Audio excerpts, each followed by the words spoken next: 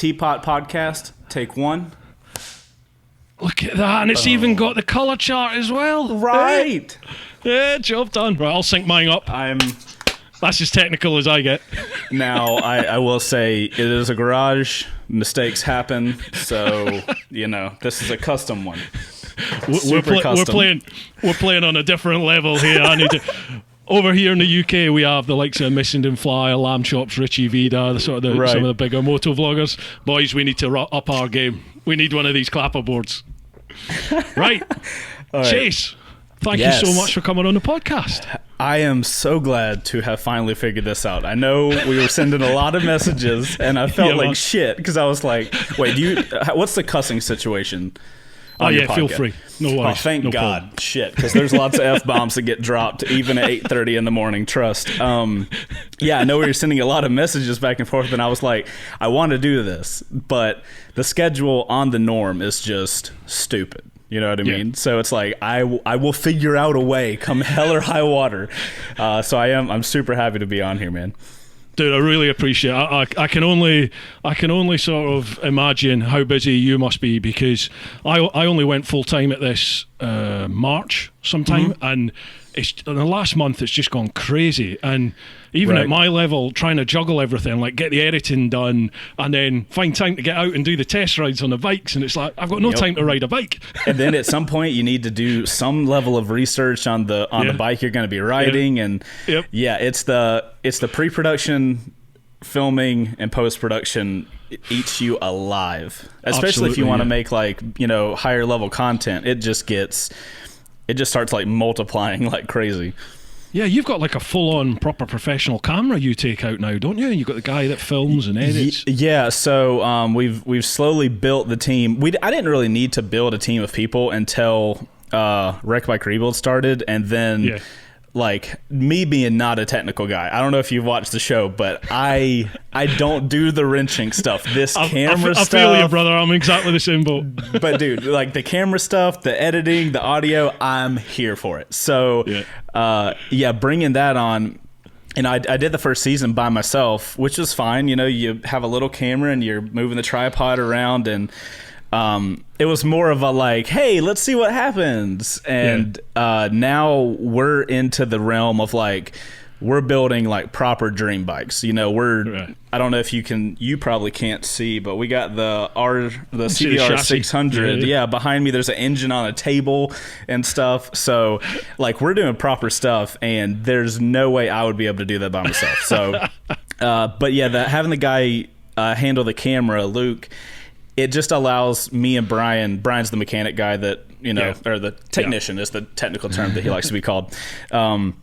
But I'm having to deal with camera stuff and focus on what you're doing is very hard, especially when you're trying to learn something new, because like I'm learning something every single day we film.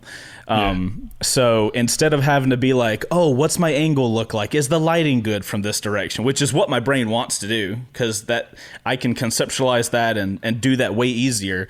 But instead I'm having to be like, that's a throttle body, and we're going to be removing it from the intake manifold. Like that's what I'm having to do. So I don't have the luxury of being like, oh yeah, let's film this in 60 frames a second so we could slow it down for the edit. You know what I mean? Like it's a mindset shift for me, but I'm working on it. I'm trying. We're on season 5. I should be better.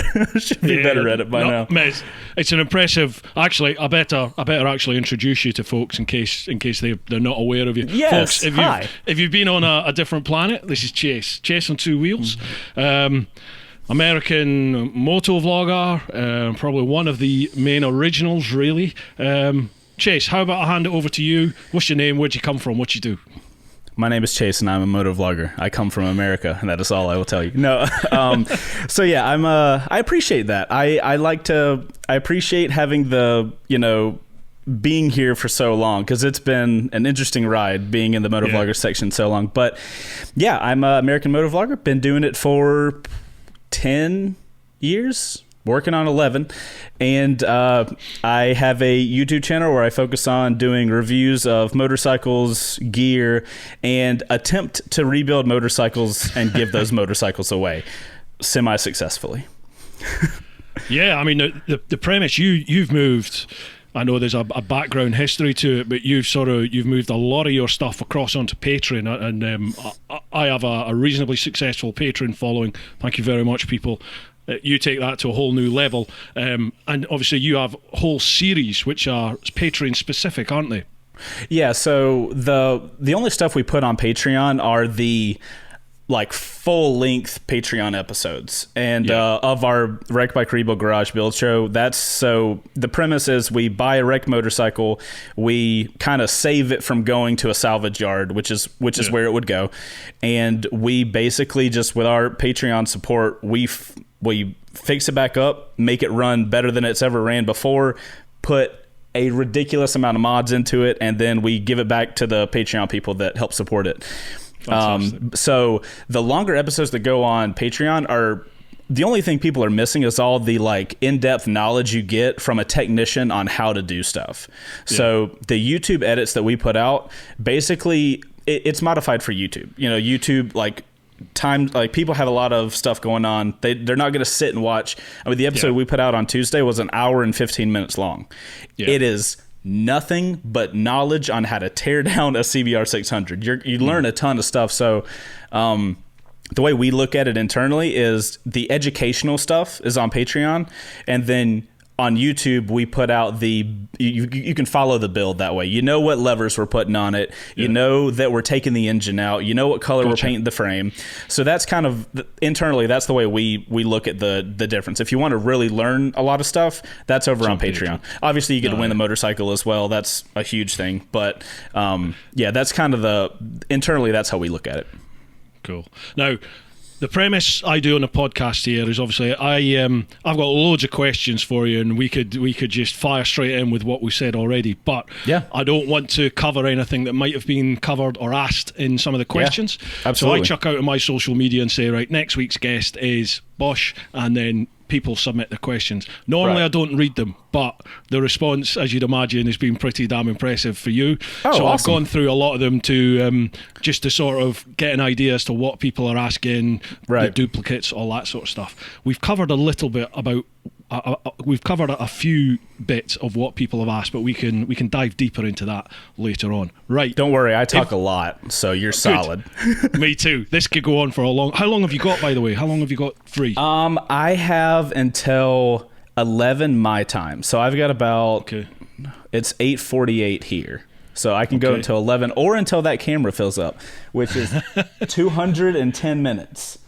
Cool. So either one of those. Right. Awesome. Right, no problem. Normally these crack on for like 2 hours, 2 and a bit hours. So gotcha. we'll try and be concise. Normally there's a lot of beer involved in these because they're generally filmed in the evening. So bro, I'm ready. Look at this. I got a sparkly water. It ain't beer. I got coffee since it's 8:30 in the morning. Yeah, I know, it's like 8:30 a.m. isn't it? I also don't drink beer, sad to say. Now, if we were filming this at 8:30 at night, I would probably have a glass of bourbon. That would be acceptable. All right, hold on. I've watched a couple of these, and this sound is very important. All right, are we doing this simultaneously? How are we doing this? Yeah, let's do it. Well, look what I've got. I just thought Iron Brew. You heard of Iron Brew? Yes, I love it. Consistency, my man. All right, 3, 2, 1. Oh yes, audio. Yes. Cheers to talking. Cheers. Oh, wow, that's a lot of sparkly water. All right, back to coffee. Holy shit. The bubbles, stuff. When you go from coffee to bubbly stuff, it's like, whoa, your body's not ready for it. Okay. I'm going to continue to caffeinate myself, so I will probably talk more as we go. So be ready for it. I don't think you Talking's good on a podcast. It's always handy. Not used to that. I'm used to YouTube is like, stop talking, Chase. You're talking too much. You need to shut up and just get to the damn point. Yeah, I'm the same. We call it waffling here. Do you call it waffling in the States? I'm going to start calling it waffling. You can bet your ass that. Waffling basically just means, just talking shit, talking too much. I cannot wait. The next first ride I go record, I'm going to be like, all right, I got to stop waffling. And I got to get to the thing. And then I'm probably going to laugh for 15 minutes. Right. Why don't we crack on with the questions, and we'll go from there. We'll see. We'll end up in the old rabbit warren and see how we get on. So, as usual, folks, we're going to head to the clan over on Patreon, Scottish clan. I get a lot of comments from the American people saying, "Clan, oh my God, what is this?" No, it's a Scottish thing, clan. Right. Yes, that you have everything like synced up, man. You got the Scottish thing with the clan, you got the beard that matches. Nah, do you, boo? Do you? I've been working on this for a while. Good man. Right, so over on Patreon, first one we got here is Jack Glassy. Chase, that's a strong name. It's not a bad one, eh? Right. What was the most challenging bike you've ever rebuilt, and what was the most rewarding? Interesting, because those are two different bikes for sure. Oh, are they? Right? Yeah, because, you know, at the end of the day, we're making content for people to consume. Yeah. And then the things that are as the most rewarding are not always the most biggest and flashiest thing. So honestly, the coolest, nicest bike we've done is probably the Ducati that we just got finished with season 4. We have never put that much money into a bike, but I mean, it's also a Ducati, so everything's going to be plus Ducati tax. But that bike was stunning. It's still in the garage. I have to push all the bikes out of the garage. It's like a motorcycle dealership here, I swear to God. Like, I come out here to film, and we're doing the 3 CBRs this season, so we've got 3 of those bikes. I've got 2 bikes from Yamaha, so it's like, all right, all the bikes go out. I have a space again. Okay, all the bikes can come back in at the end of the night. But anyway, the Ducati is probably the best looking bike we've done, at least to me personally. The most rewarding bike was probably season 3's Bobber, because the Bobber's not really my style of bike. I think it looked cool. You know, I like the way it looked and everything.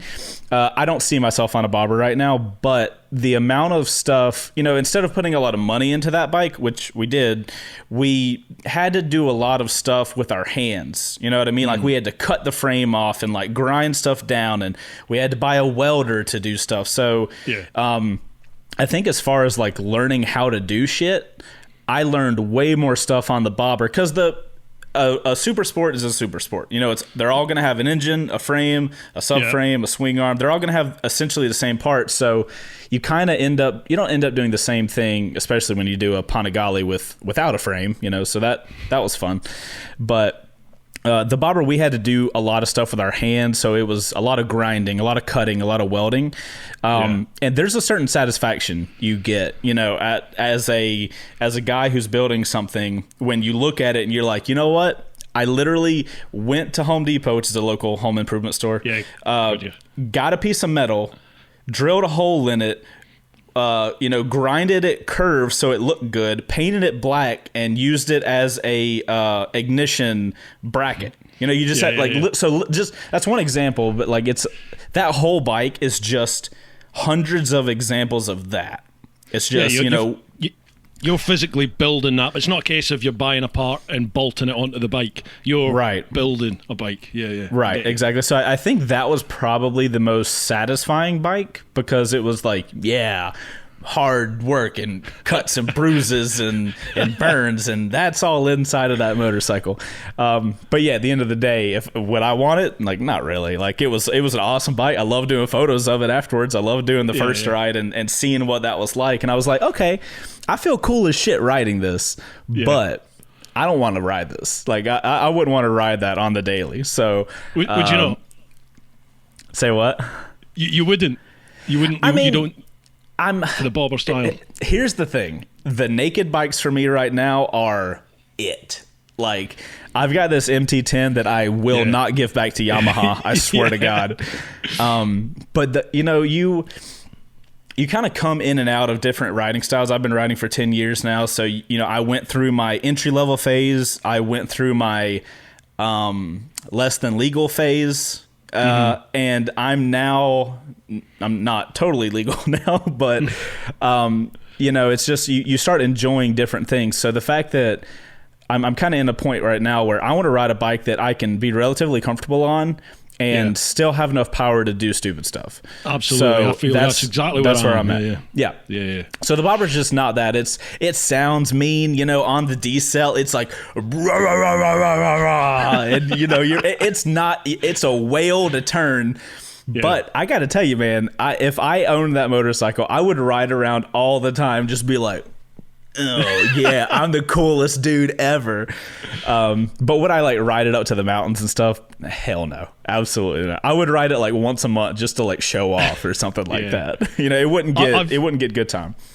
I've just started doing reviews of Harleys. I'd never ever ridden a Harley before, and there's a guy I know who'd been following the channel, and I do because of the round the world trip. I do some like adventure shows and stuff and talks at different bike events.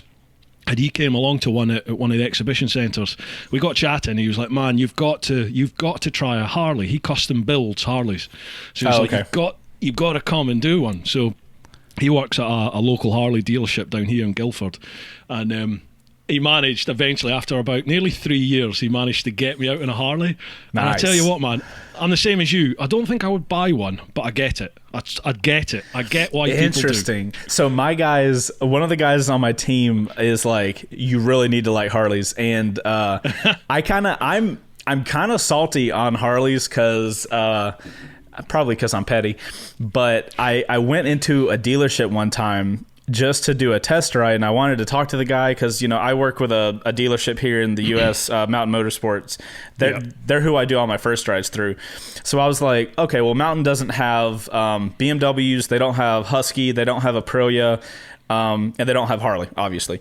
So I was like, well, I'll hook up with a Harley dealership because I know I have a certain preference of bikes that I like, but I also I kind of feel obligated to the motorcycling YouTube community because I'm like, I'm not just going to do super sports, or I'm not just going to do naked bikes. I want to do the gamut so I can, for one as a rider, I feel like it's important for us as riders to like try everything. You have no clue what you like. Like I rode a Goldwing yesterday, and bro, it was fucking great. So it is what it is. So I think it's important to ride different things. But I went into this Harley dealership. My friend says that it was just a bad Harley dealership. But I went in and I got a similar feeling from that dealership that I got from going into a Ducati dealership here in Atlanta one time.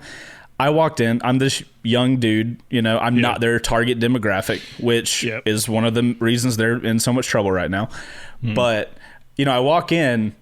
Nobody gave a shit about me at all. I think I had an invisibility cloak. And then so I go up to somebody and I'm like, "Hey, I would like to do a test ride on a you know, one of your machines or something like that." And there was just this mentality of like, "You want to do what?" No, you can't. And I'm like, because there was a mountain across the street, and I was like, "Oh, I do like the YouTube reviews." This is like 5 years ago, so it wasn't like recent. It was like 5 years ago, and I was like, "Well, I go over to Mountain Motorsports a lot, and I do a lot of test rides, so I was kind of hoping to talk to your marketing guy or somebody that can control that because I can give you guys a lot of exposure about your bikes. I can do the reviews, and then y'all's dealership is where I'm riding the bike from. You know, it drives a lot of traffic."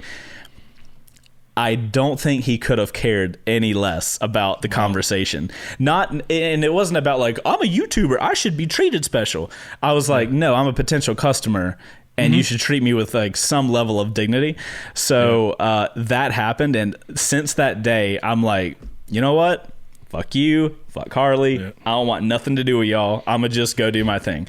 So that put a bad taste in my mouth for Harleys, and I haven't gotten back. But my buddies are pushing me. It's crazy, hard. Isn't it? How I mean, you're saying that's 5 years ago. Do you think that'll be any different now? Because here in the UK, the bike industry has definitely grabbed, in the last couple of years, it's definitely grabbed hold of social media. Whereas before, you kind of got that response. They were like, "Bro, they are actively looking for us."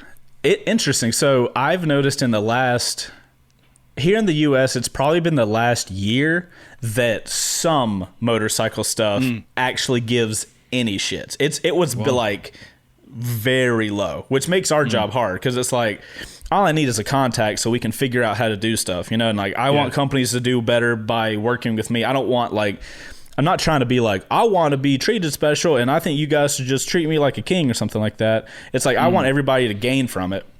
Because I want like mutually beneficial relationships with companies. And it was hard going for a while. Triumph was the first one that reached out to work with me, and we did a couple loaner bikes. Right, yeah. Dude. Triumph was the last company I would have thought to reach out. Yeah, they're mass. Obviously, they're a British company, but they I would say they were probably, and probably still are, the most prominent one for embracing social media. Yeah, I was. UK, yeah. Well, it's also probably because they're a smaller company as compared to big four guys. And so when they reached out, I was like, oh, snap, we're talking about OEMs now. This is interesting.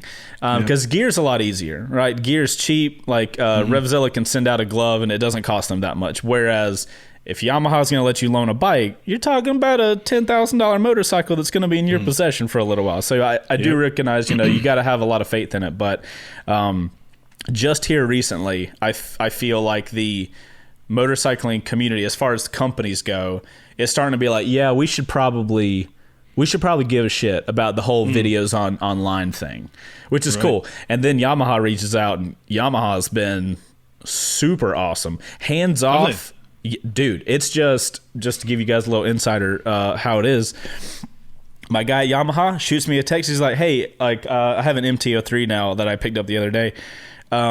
He texts me and he was like, hey, we got our press fleet of MT-03s in. Are you interested? And I was like, yeah, I'm still going to hold on to this MT-10, but yeah, I'm definitely interested.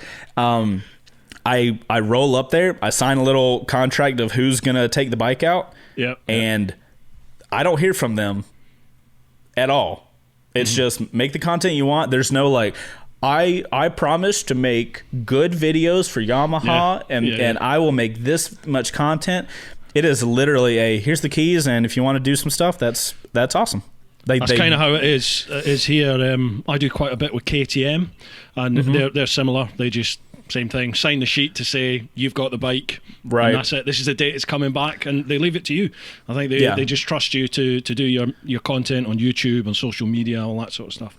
It's an awesome. It's a perfect relationship because if I've had not motorcycle dealerships or companies, but I've had like gear people reach out and they're like, we're gonna send you this thing, but you can't talk bad about it. And I'm like, well, you're not going to send me that thing because my honesty and my reputation is worth far more than this piece of gear you're going to send over. So that's one of the nice things and surprising things I recognized from Yamaha and it was just like, do what you want, man. You're obviously to this point for a reason. We're going to trust that and and be honest with it.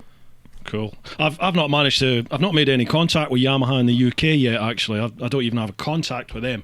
But some of the others are all starting to come through now. Obviously, with the whole COVID thing, it throws a wrench in everything. Put the bosh on it for the time, but it's all coming back online now, which is great.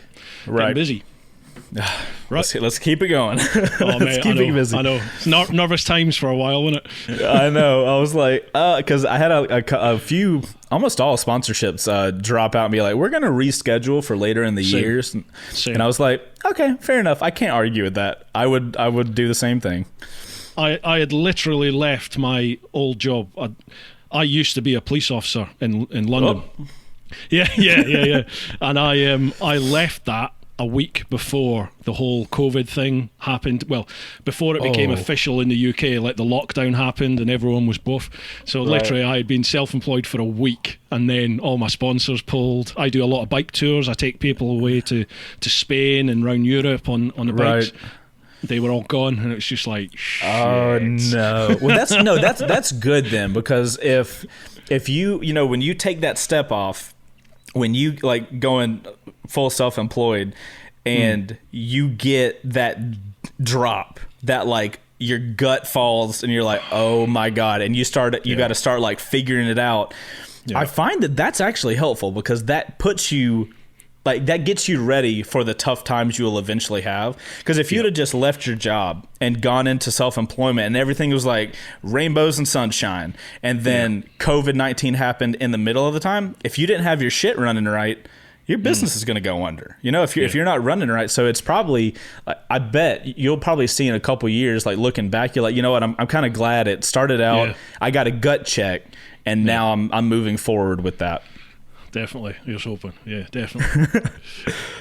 Right, next question. Jeez, that was about half an hour for the first question. This is going to take a bit of time, man. Wait, was the first question which motorcycle?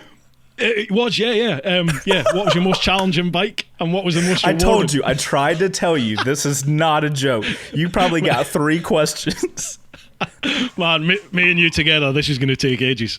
Hey, we should start a podcast where we only answer one question, and that's all. And then, hey, on this podcast, we're going to answer this one question. We'll see you in 4 hours. Let's do it, man. Let's do it. I love it. Right, next one. David Hemmings. To both of you, what was your inspirations to start your channels? And if you could have done the channels differently, what would you have done? Nice one. Interesting. Yeah. Would you like to go first, or would you like me to ramble on for hours? Right, I'll crack on. I'll get mine done. Okay. My inspiration was people that follow my channel are going to be like, oh God, he's got to mention it every single podcast. I rode around the world. So I taught myself video editing when I got to the Nürburgring in Germany, because I thought, maybe I should video this. So yeah, absolutely. Are you kidding me? So I sort of started the channel and got it up and running from then. And I sort of covered my whole round the world trip, which is about 1.5 years, and then I didn't do anything for quite a few years, sort of from about middle of 2014 towards the end of 2016. I don't think I published a video. I thought, well, my trip's done. That's it. Right. Nothing there. But I missed the interaction. The interaction with people that you get through it, and I was struggling to cope with being home after being away, and so I just started doing vids again end of 2016, and it's sort of gone from there, really. What would I do differently? I wish I'd learned more about the art of videography, lighting, sound. I wish I'd learned more about that and editing before I did my trip, because I would love to do that trip with the sort of basic knowledge I have now compared to what I had then. Right. Oh my gosh. That sounds so crazy. I don't even know what goes into, like, how does that even planning of, like, you know what? We live on a planet that's a circle. I'm going to go around the circle. Like, pretty much. How much time does that take to realistically do that? I spent 3 years planning, but no way would I, like, honestly, if I had the money, and like I'm married now, if I had the freedom and the financial freedom and the social freedom to do a trip again, I would leave. Once we finished talking, I would pack my credit card, my phone, my passport, I'd get on the bike and I'd go. That would literally be it. Because you don't need. You can just go. Yeah. The rest of the stuff you can figure out along the way. Certain visas can be a pain in the ass, but there's workarounds. You can sort that out. Interesting. If you want to do it, you can do it. Yeah, I don't think I would be like. I don't think it would be feasible to do around the world, but I have had in my head of, like, at least across the country or something like that. Just some sort of, like, really long term ride thing, which is, it's kind of cool. And when you have this, like, social media situation, like, as long as you can find internet and you have your laptop on you, you can continue to run your business. Absolutely. While doing it. So there's not that situation of, like, all right, well, I need to save up because no money's going to come in because I can't work because I'm going to be traveling. Yeah. You just work and travel through that process. So absolutely, the across the country thing, that's why I'm interested in around the world, because obviously that's a whole different level, but across the country would still have a lot of the aspects of, like, long distance riding, multiple days away from home and stuff like that. That's very interesting. That's impressive as shit to go around the world, though. I would feel so much anxiety just being the person that I am, of, like, I always feel like any situation I'm in, I have to do my best to capture it as good as I can, like, to the best of my ability. So, like, if I was planning an around the world thing, I'd be like, shit, how many cameras do I need? I need at least 5 GoPros because I'm gonna fuck one up at least. So, like, like, I would go into, like, I would be the guy that had half my motorcycle would just be giant packs of camera gear, and then I'd have this little bag with, like, I got 3 underwears and, like, 2 pairs of socks. I'll be fine. I'll buy. That's exactly what I had. I had three pair. Well, by the end of the trip, I think I started with 4 pairs of pants, 4 pairs of socks, 4 t-shirts, a pair of trousers that zip into shorts. Some we call them flip flops. What do you call them? Do you call them Sandals? flip flops? Sandals, flip flops. Yeah. And a fleece. And that was basically by the end of the trip. I think I was down to 2 pairs of pants, 2 pairs of socks, a couple of t-shirts. That was it. That's all it took. That is insane. All right, so we'll move on because I will literally talk to you for the rest of the time about the world thing. That's a super cool way to start a channel, though. Like, Jesus Christ. Well, it's the weird thing is I had 600 subscribers by the end of the trip, and I thought that was amazing. I was over the moon with that, and that was it. I think I had like 4,000 people following on Facebook, 600 subs on YouTube. There's like 18 episodes, like half-hour episode or 20-minute episodes covering the whole trip on the channel. Dude, but again, I used copyright music. I didn't know about copyright free, so I don't make a penny out of any of those vids. Like, damn. Have you ever thought about going back and taking all your footage and like remastering it to be able to like publish it as it's a brand new, like using I don't know what music platform you use, but I use Epidemic Sound. Like, have you ever thought of like remastering the whole thing? You now have all the content, so you can like put it in chapters and just like kind of re-release it out. Have you ever thought about that? I have. It's the 10-year anniversary of when I started on the 1st of October 22, and it's the anniversary of when I finished on when was it? Something like middle of June or middle of July 24 will be the 10-year anniversary. So I'm thinking I'll either do one for the start or one for the end. One of those dates I'll pick, and I'll probably do that. I'll do a re-edit. Interesting. Yeah, that'd be cool. That'd be a cool thing to. I don't know how the process would look, but if you could like pitch that to a company, that'd be cool. And then like make some cash off of it, so you can like plan more stuff like that. That'd be cool. Oh, there's bits like, and I only did like a quarter of Africa because I had massive. So people that watch this all the time are going to be like, oh God, he's talking about his trip again. I had big problems in one place in Africa, one country in Africa, so I ended up having to cut the trip short and head back to the UK for a bit.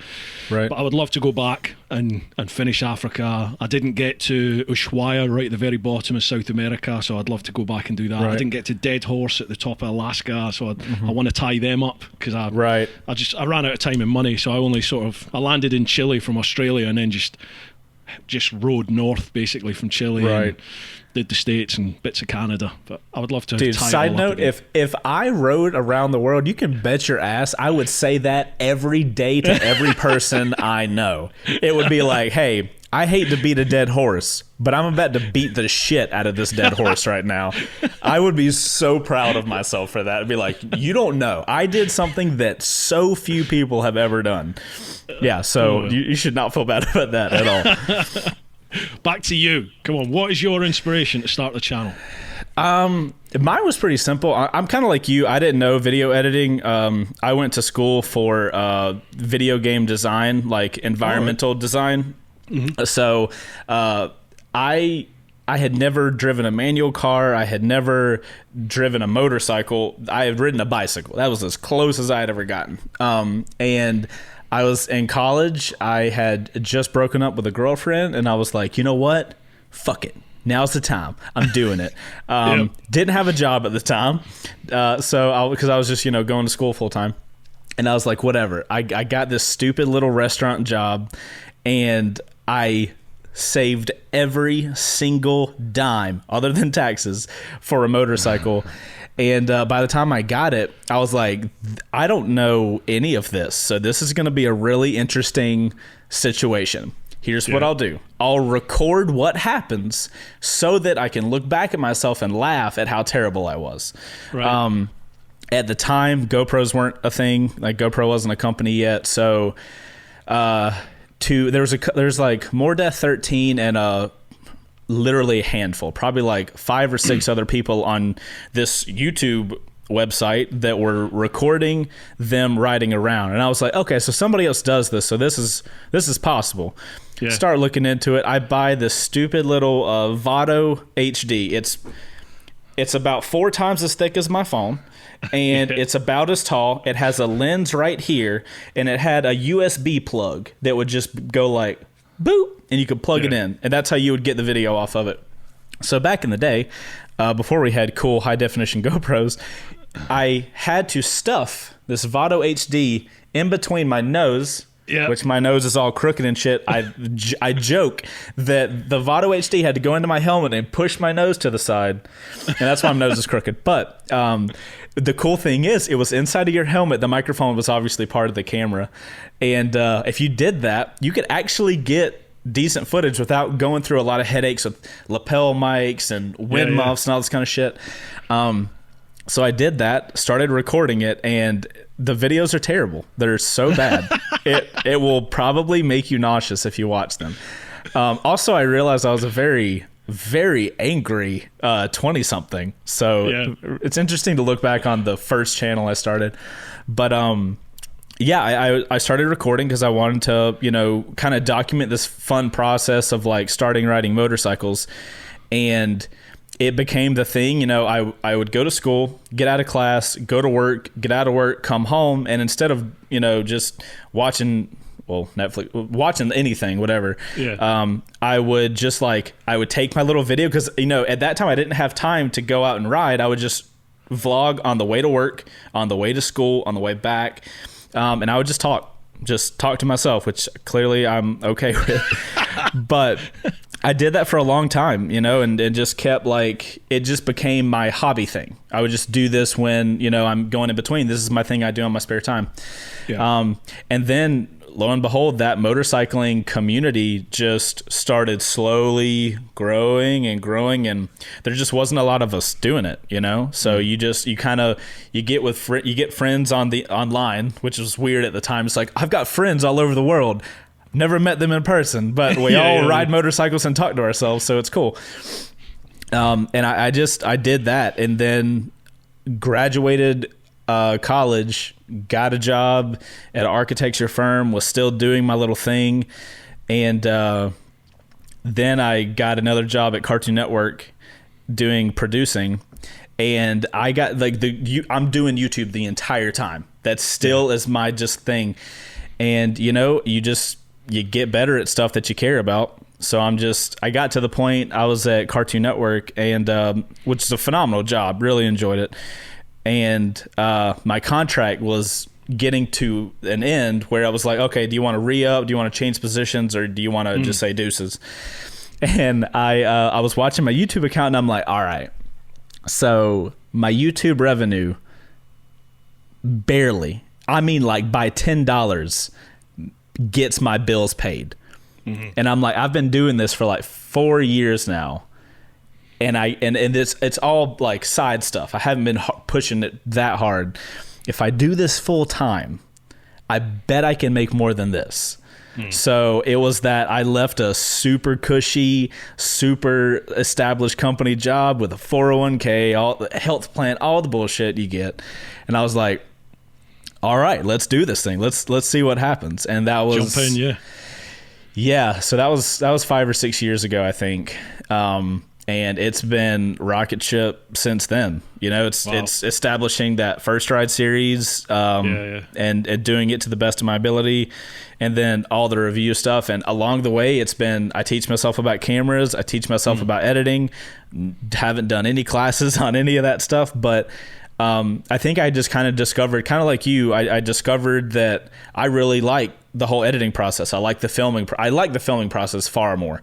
But you this love of this thing grows to be I can ride motorcycles that I love doing, and I can have a really good time filming it and lighting the videos and getting good audio and watching it all come together in an edit. It just kind of took over. And then it was, and now we're here, it's all right, every day it's all right, how are we going to make YouTube content? What's the market need right now? Yeah. Do you find yourself almost having to pinch yourself sometimes just to think, this is my job? The last couple of weeks, folk have got in touch and said, right, how do you fancy going away to do this? And friends of mine, we'll go and do this, we'll go and do that. And I'm like, yeah, no problem. I check the diary, and I'm like, okay, that day I'm doing this day I'm doing that day doing this. And by the time I've rattled it all off, my friends are like, "You're living the dream, man. That's your job. Do you realise that's your job?" And then I'm like, Jesus, yeah, you're right, actually. No, like, yeah, wow, it's all of a sudden it's happened. Yeah, so really absorb everything you have right now, because that's I feel like you're in a time where you can appreciate it the most, because I love everything I do, but you get so deep. You have so many conversations all concurrently happening on your email. You know what I mean? Like at any time, there is 40 to 50 active conversations that have an end thing. Like either it's a video or the product has to get here. Like there's so much management towards the upper end that you have to physically be like, hey man, you really enjoy this, right? Like a lot of that stuff starts weighing you down. The bigger you get. So I'm currently managing that, but yeah, on the weekends, I have a super strict work schedule. I get off at 6 p.m. every single day. You can ask every guy here, because what happens is I'll film and edit until I pass out.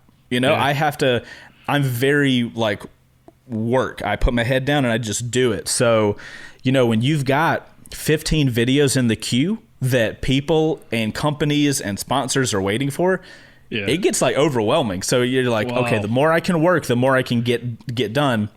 So in order to have a successful relationship with my wife, it's like, all right, look, I can get up whenever I want, but I'm getting off at 6 o'clock every single day.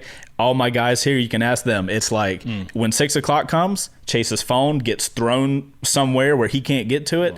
Everybody leaves the garage and that's it. And then I don't work on the weekends. Like, I got to the point where I would just work all the time. I would work endlessly.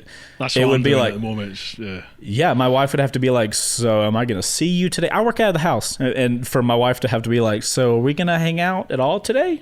And I'd be like, I gotta finish this edit. It's got to go out, you know? Yeah. So I got to the point I was like, you know what? My relationship with my wife is far more important than anything that I do. So it's going to, like, let's put hard stops. And it has to be a hard stop. It can't be like, I'll get off at 6:15 today. I'll get off at 8 o'clock today. Now, the beauty of that is if there's a sponsored video, I don't know if you've done sponsored video, but like you got a set date where that video has to come out. You know what I mean? Yeah. You've signed a contract that says, we'll do this, you do this, this video has to come out then. If it's a date timeline that's locked in like that, very understandable. It's like, hey babe, I got to work till like 9:30 tonight to get this video done so we can go out in the morning. So stuff like that happens. We're not perfect, but for 90% of the time, hard stops on work. Highly recommend. Definitely something I need to do. I'm like, you know, I'm editing till 2 a.m. Then you get up the next day, sort of 7, 8 a.m, and then before I know it, it's like 4 o'clock in the afternoon. I'm like, I've not even washed, I've not eaten, believe it or not. It's dangerous, man. Yeah, it's dangerous because you enjoy, like, everything is fun. You know what I mean? And like, there's no boss breathing down your neck. Like, I have to do this stuff. It's like, and there's also the creative process of having that, like, I made that, you know what I mean? So I had this idea, I went out and shot it, I edited the video, and now there's this thing that people can enjoy. And it was literally this little thought in my head, and now it's a real life thing. That is intoxicating. Yeah, so massively. Like, you can edit all night long, and you're like, what happened? What time is it? Yeah. Oh shit! It is far later than it needs to be. Yeah, that's where I am at the moment. I need to adopt what you've done there. Yeah, definitely. I'm going to try to give you everything I can that I've learned over the decade. Yeah, please teach me. Don't go down the rabbit hole. Don't go down the rabbit hole. Right. Well, this is an interesting one. Next one, David Clockton. To both of you, if you won the lottery and became multimillionaires, would you carry on or would you pack it all in? Ooh, interesting. So this kind of goes back to the conversation we were having, right? Yeah, like, when I had to work my ass off, this is what it did. So now I just work my ass off doing what I want. I think the only difference that would happen over here, if I won the lottery, I would buy or build a track. and I would do all my videos at a track. And that way, when Yamaha's like, hey, we got an MT10, I was like, cool, I'm going to send one of my guys to go pick that shit up, and we're going to test it here at the track. And I would do all my videos there. That's, honestly, I think that's the only thing that would change. Like, I enjoy doing product reviews. I enjoy doing bike reviews. I really enjoy doing bike reviews. And then we have an entire business building bikes. So like, what else would I want to do other than go around the world? That's not financially possible, but you know what I'm saying.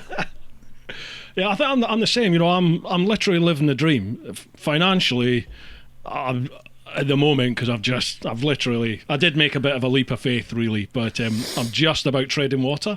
So I need to earn a bit more to start, you know, being able to. It's things like, oh, I want to go and do this trip, I want to go do that trip, but you're like, can't afford the fuel and the food and the hotel to go to Austria for a week. You're like, oh, I can't afford that. I can't justify it. So if I won the lottery, there would be a lot more trips. You know, I would go back, finish Africa. I would go and tie up the 2 points. You would do a world tour.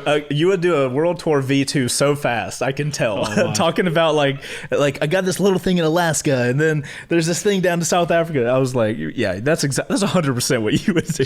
People used to ask me. They said, so would you go again? Will you do it again? And I was like, well, I've done it. I've ticked that box. But as the time has gone on, the hunger to do it again has come back, and especially since lockdown, when you're just confined to your house. Oh yeah, absolutely. Even if you could travel, you weren't allowed to, and now it's just like, fuck it, man, I need to hit the road. I just want to hit the road and go. Interesting. So after you got done, you kind of had a moment of like, okay, cool, glad to have that done, but I'm glad to be back. Yeah, absolutely. It was like, tick, that's that done, move on.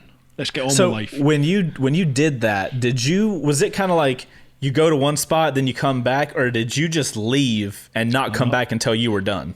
Yeah, I left. I left on the 1st of October 2012, and then, believe it or not, I ended up coming back to the UK after it went wrong in West Africa. So I came back beginning of December. I was only away for 6-7 weeks, I think, and I came back to the UK. I was back home, not sure what was going to happen, because I got robbed and kidnapped in Africa. So I got robbed a lot and then kidnapped at the end, and it was just a bit of a nightmare. So that's a bit of an exaggeration, but it wasn't good. So I ended up back in the UK for a bit, managed to pick up a parts sponsor. This company said, we were following your trip, what's your plans? And I was like, I haven't got any money left. I sold everything I owned to do it. So I'm going to have to work overtime and get some money back. And they said, right, we'll put this amount on the table. Would you go? And it was like, well, I can get to Australia on that. Yeah, let's go. So I just went, and that's amazing. Yeah, it was basically before Patreon and everything was around. There was crowdfunding. So by the time I was working my way down through Indonesia, I was basically said to the following on Facebook. I said to folk, I think by the time I get to Australia, to Sydney, I'm going to be out of money, so that'll be the end of the trip. Hope you've really enjoyed it. And people just started saying, no, you got to keep going. And they were like PayPaling me money to put fuel in the tank. And basically within 2 weeks, mate, it was stunning. Within about 2 weeks, people had... Because I always said I was going to... Sorry if you've heard this before, folks. I was always going to write the book, and I was always going to do a DVD, and I was going to... I was doing the trip for charity. So I was like, well, I'm going to do a book and a DVD to try and raise some money for the charities. So you can pre-order that now. I can't tell you when the book will be ready, and I can't tell you when the DVD will be ready, but you can pre-order it, and we'll go.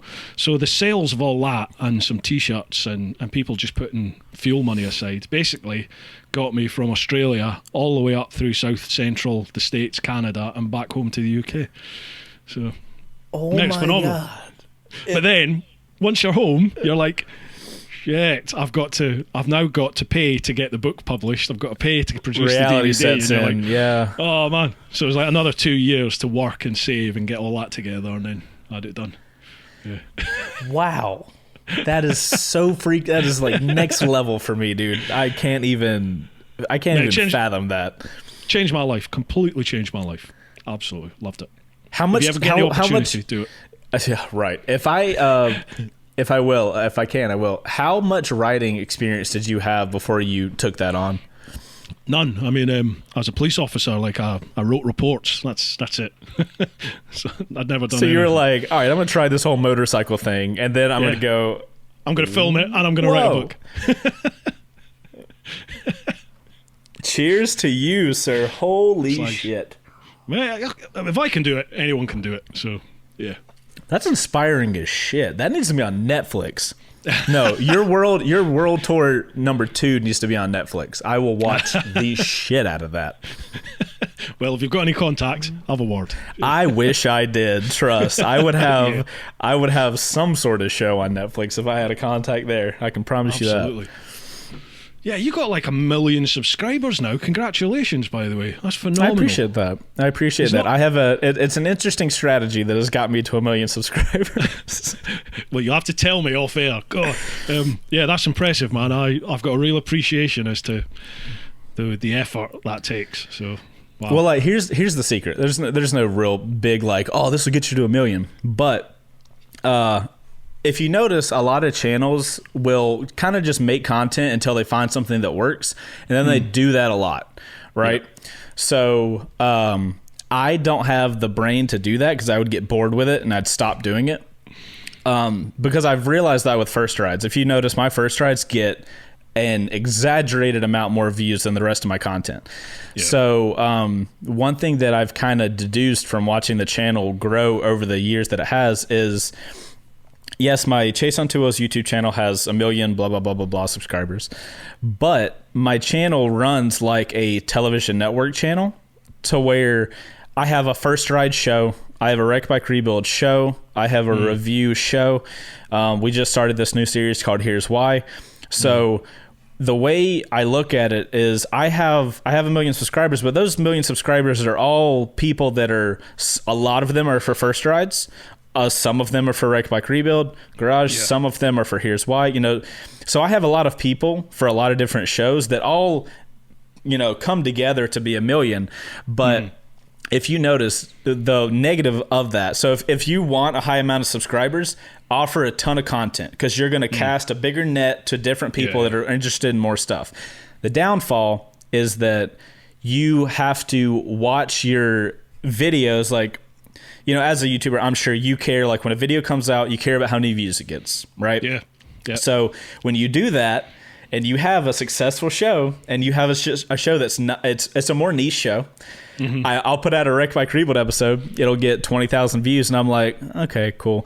Put a first ride out, which is far easier to make than a Wreck Bike Rebuild. I know how many more days of work, I am not exaggerating, days of work it takes to make a Wreck Bike Rebuild episode from a first ride. Yeah. And the first ride will get 100,000 views, and I'm like, okay, cool, whatever. So you have to take the good with the bad. So if subscribers matter to you, that's what I would recommend. I would recommend doing lots of different consistent shows that you always do. That somebody can, if somebody subscribes to my channel for a first ride, and they see a first ride thumbnail, they know exactly what the video is going to be. They know Chase is going to start at a motorcycle dealership. There's going to be him riding a motorcycle for the first time, camera car, blah, blah, blah. If somebody subscribes for a Wreck Bike Rebuild Garage video, they know exactly what we're going to get. Dudes, like a group of guys working on motorcycles, trying to fix them and turn them into dream bikes. So be consistent and make lots of shows. Now, if you want a YouTube channel where you just have super good, consistent views, just do one show. Find that one show that it's a middle ground between what you really enjoy doing and what the audience enjoys, and just do the hell out of that show. Put all your time and energy into that. So if you kind of have to, it's like two things, like whichever one you want, that's the way to, in my opinion, that's how to do that. Yeah, no, I've sort of got similar things to you in that I do the bike review stuff. So I'll do the first ride, and then if I have a bike for, say, a week or 2 weeks, I'll do a longer term, more in-depth review of it. So beginning and end, generally. I do a lot of tours as well. I take people away on tours and to Spain and parts of Europe. So I really enjoy the tour stuff, but it takes so long to edit it. because it's like a week long, so you have to split it into maybe even 5 or 7 episodes, and they take forever to edit, and they don't get anywhere near the views. They don't get anywhere near the views that the bike review stuff gets. And then I've got the podcasts as well now, which, although the views aren't particularly great, the viewer retention is amazing. It's like, half an hour, 45 minutes, your average viewer retention. Because those who want to watch, watch. Right. So they're watching a huge incredible chunk of a video, which was just, normally it's like 3 or 4 minutes, isn't it, on a YouTube vid?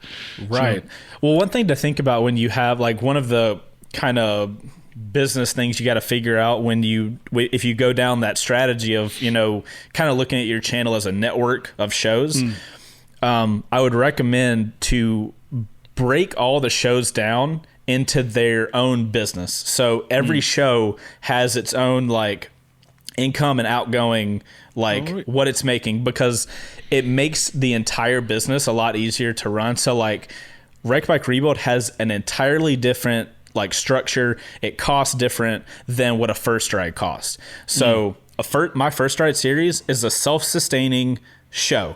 It has money coming in on top of the ad revenue, and then it has money outgoing that I have to pay to make that show run. Wreck Bike Rebuild, totally different. I've got to pay my guys. I got to pay for parts. I got to pay for the motorcycle, legal, blah, blah, blah. We also got to give the damn bike away. So, we're going to be going to Texas in 2 weeks to give away the Panigale. So there's a lot of expenses with Wreck Bike Rebuild, but there's also more income because we got the Patreon thing.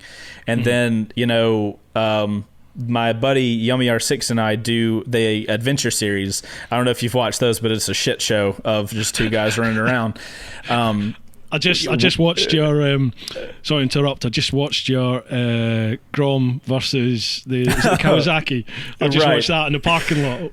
Right. So that was like 2 years ago that we filmed that, but we're about to do another season. Oh yeah, that was in 2018 because we had all that content. And basically, for you guys that haven't seen it, it's my buddy and I get on supermotos, and the only objective is to adventure, which means go somewhere you have not gone before and see what happens. We spend half the episodes off the damn motorcycles and just being stupid, like dumb, because that's what happens. I'm sure you have one of those buddies where when you're around that buddy, your brain just drops and you just do stupid fun shit. Right.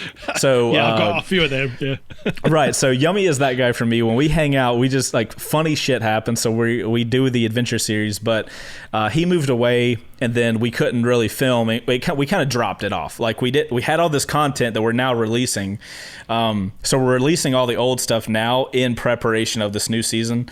But I look at that as an entirely different show. So it's like, okay, we got to get some sponsors because we got to get all the gear and stuff like that to make that work. So coming back to what we were talking about, like, run all the shows as their own revenue streams and stuff like that. And that way you have this conglomerate doing, like, okay, that show runs independently by itself, because what you don't want to happen is you have a successful show, say your bike reviews that are getting, like, good reviews or good views.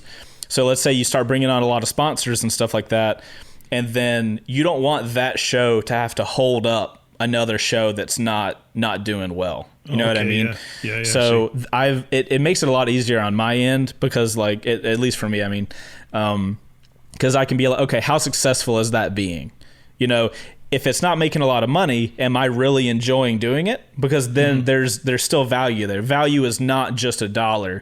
Value is like our Here's Why videos currently are not making the money that they take to make. But I enjoy the shit out of making those videos. Have you seen a Here's Why video yet? We did the first one is called Why the Grom is the best second motorcycle to have. Here's why. We've done a why dual sports are the best bikes to start on. Here's why. So that's kind of like the premise, but they are the highest production value videos we do. So obviously you probably understand, the higher the production value, the higher it costs to make.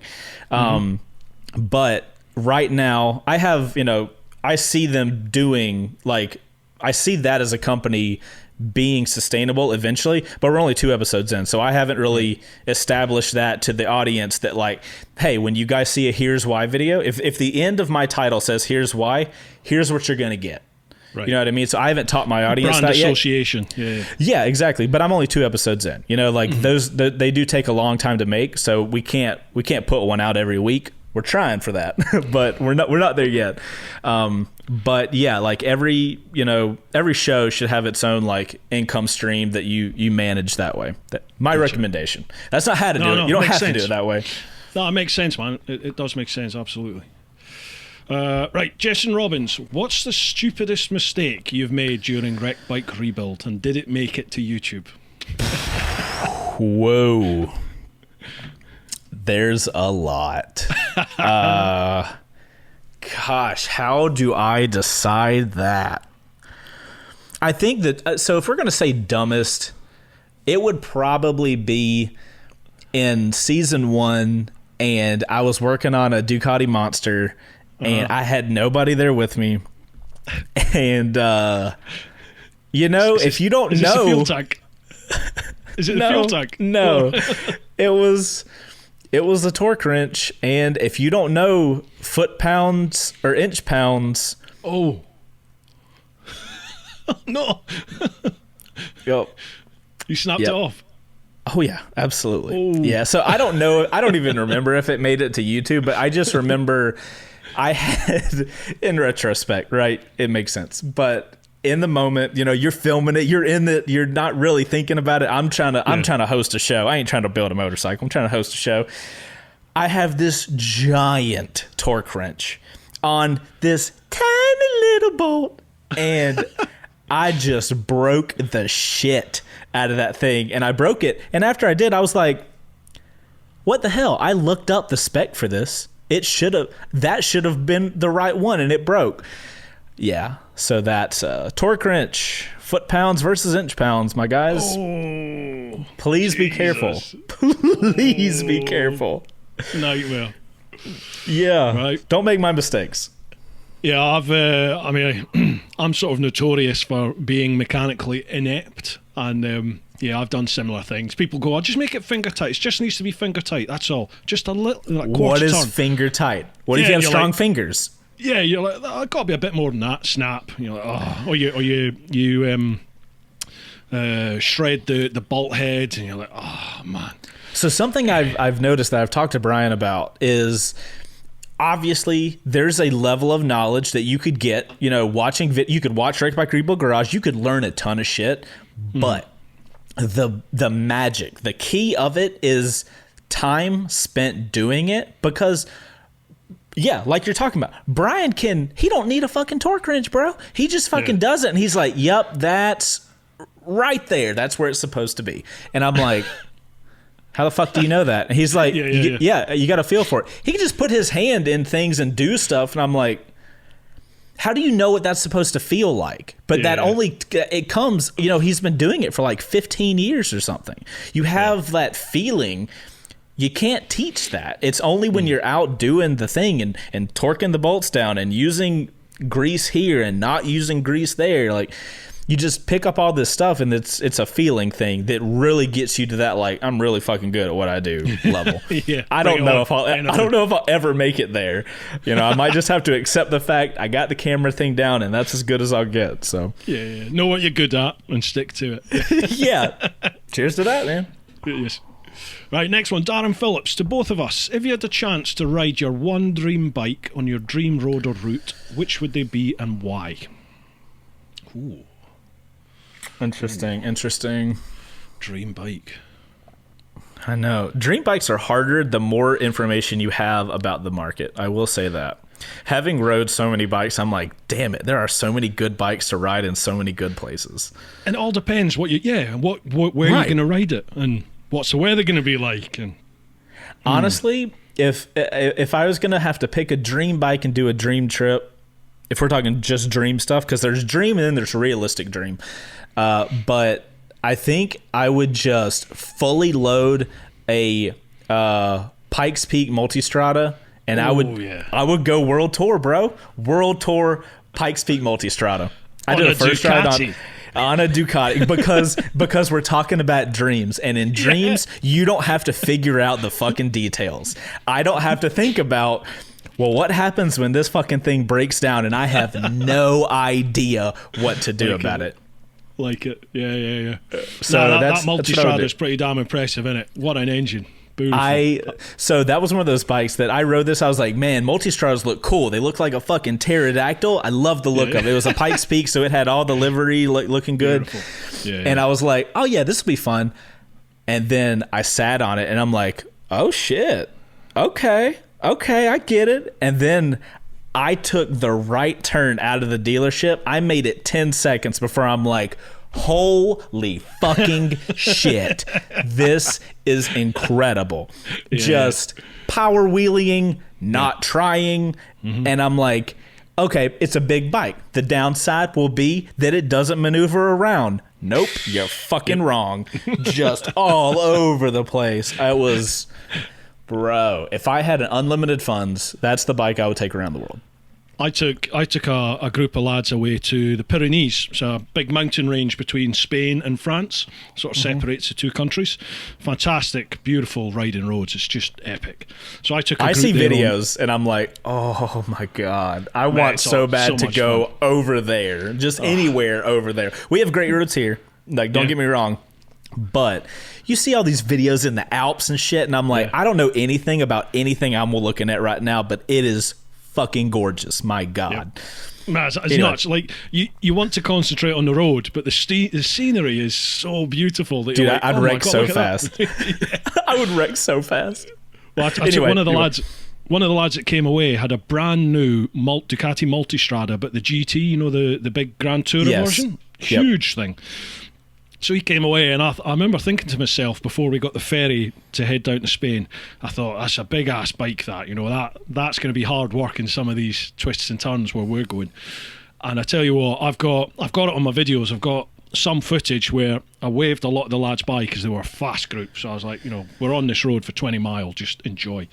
And I've got footage of him going round the bend, and he's almost got his panniers down. Like, he's leant over like that so far. This thing is carving its way through the valley. Yes. The sound was just beautiful. It is impressive as a motorcycle, man. It is not in my tax bracket, but bro, I wish. All right, me, dream bike. Right, okay. Now, Yeah, I have a bit of a love affair with the GS, and I'm hated for it because it just does everything that I need at the moment. I did my world trip on a GSX-R 1000. I did the work. I always used to be a sports bike man. Yeah. I always used to be a Gixxer man. And then I found adventure bikes, and now I'll take the GS to the racetrack. I love it. It's great fun.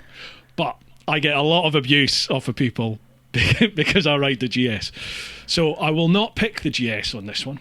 Dream bike. Ooh, jeez. Do you know what? I just did a review on the new KTM Gen 3 Super Duke R. How was that? I have not. They've got one up at Mountain, and I saw it when I went to do the Goldwing yesterday, and I'm like, mate, that thing, I would say, for sheer shits and giggles, for the sheer grin factor, that is the best bike I've ever ridden in my life. Fair enough.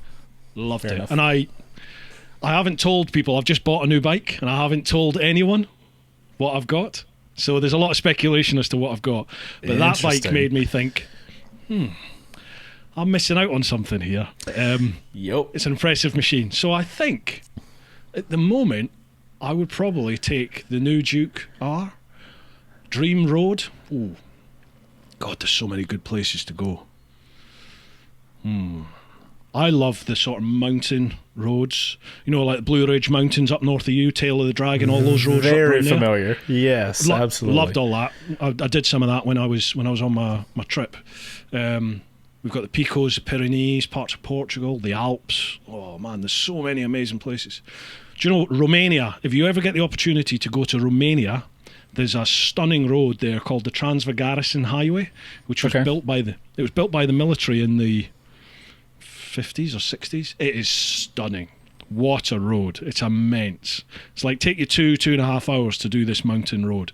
But there are so many other It's like the Blue Ridge Mountains. You know, everyone knows the Tail of the Dragon, but there's so many good roads all around about it, isn't there? Dude, everybody says about the Tail of the Dragon, the joke is, don't go to the Tail of the Dragon. Drive to there and then drive back, and you don't get the tightness of those turns, but you get these giant sweeping roads that nobody is on. Yeah. And it's like, would you rather ride this famous road that everybody's on and you're going to be stuck behind slow people, or do you want these giant sweeping mountain views on these sweeping turns that are just smooth? You can you zone out, and because on your right, just mountains. On your left, beautiful forest. It's it's so good. I'm not just saying that because you were on here, but that was truly special. All up around that area, you know, North, South Carolina, Georgia, and you got Tennessee, just all around there was just, I loved it. It's beautiful. So when, I think I missed it, when are you going to bring this Duke to Georgia and let me show you good roads? When have we figured out a date for those things to happen? Right. Let me have a little chat with KTM and see what we can do. We might be able to. You have a chat with KTM, I'll have a chat with Yamaha, and we'll have a beautiful time. Dude, you're on. You're on. Might not be able to make it happen this year, but I wanted to come over this year. That was my last year. My plan was to come over this year and try and do a week or two touring all around the States, and try and hook up with you if we could, and do a few other events and stuff. But I don't think it's going to happen this year. Next year, I will keep you to it then. Right, let's plan it. Right, I'm here, man. Right, we can maybe answer more of these questions because I don't think we're going to get through all these. No, there's no way. I should have warned you. It's like, hey, you pick your top 4 and we'll try to get through those. Right, Darren Phillips has another one. Oh, he says, thanks to Chase, I now have 2 Ruroc Atlas helmets, version 1 and the new 2, thanks to his videos. And he just wanted to thank you for making the vids, which made him invest in the helmets. Heck yeah, I think I have a Ruroc behind me somewhere. I don't know. It's on this camera. It's over here. I thought I was going to be... Can you see it? It's all fancy and shit, rotating. Where are we? Hold on. Let me move this out of the way. Oh, yeah. Gotcha. Yeah, nice.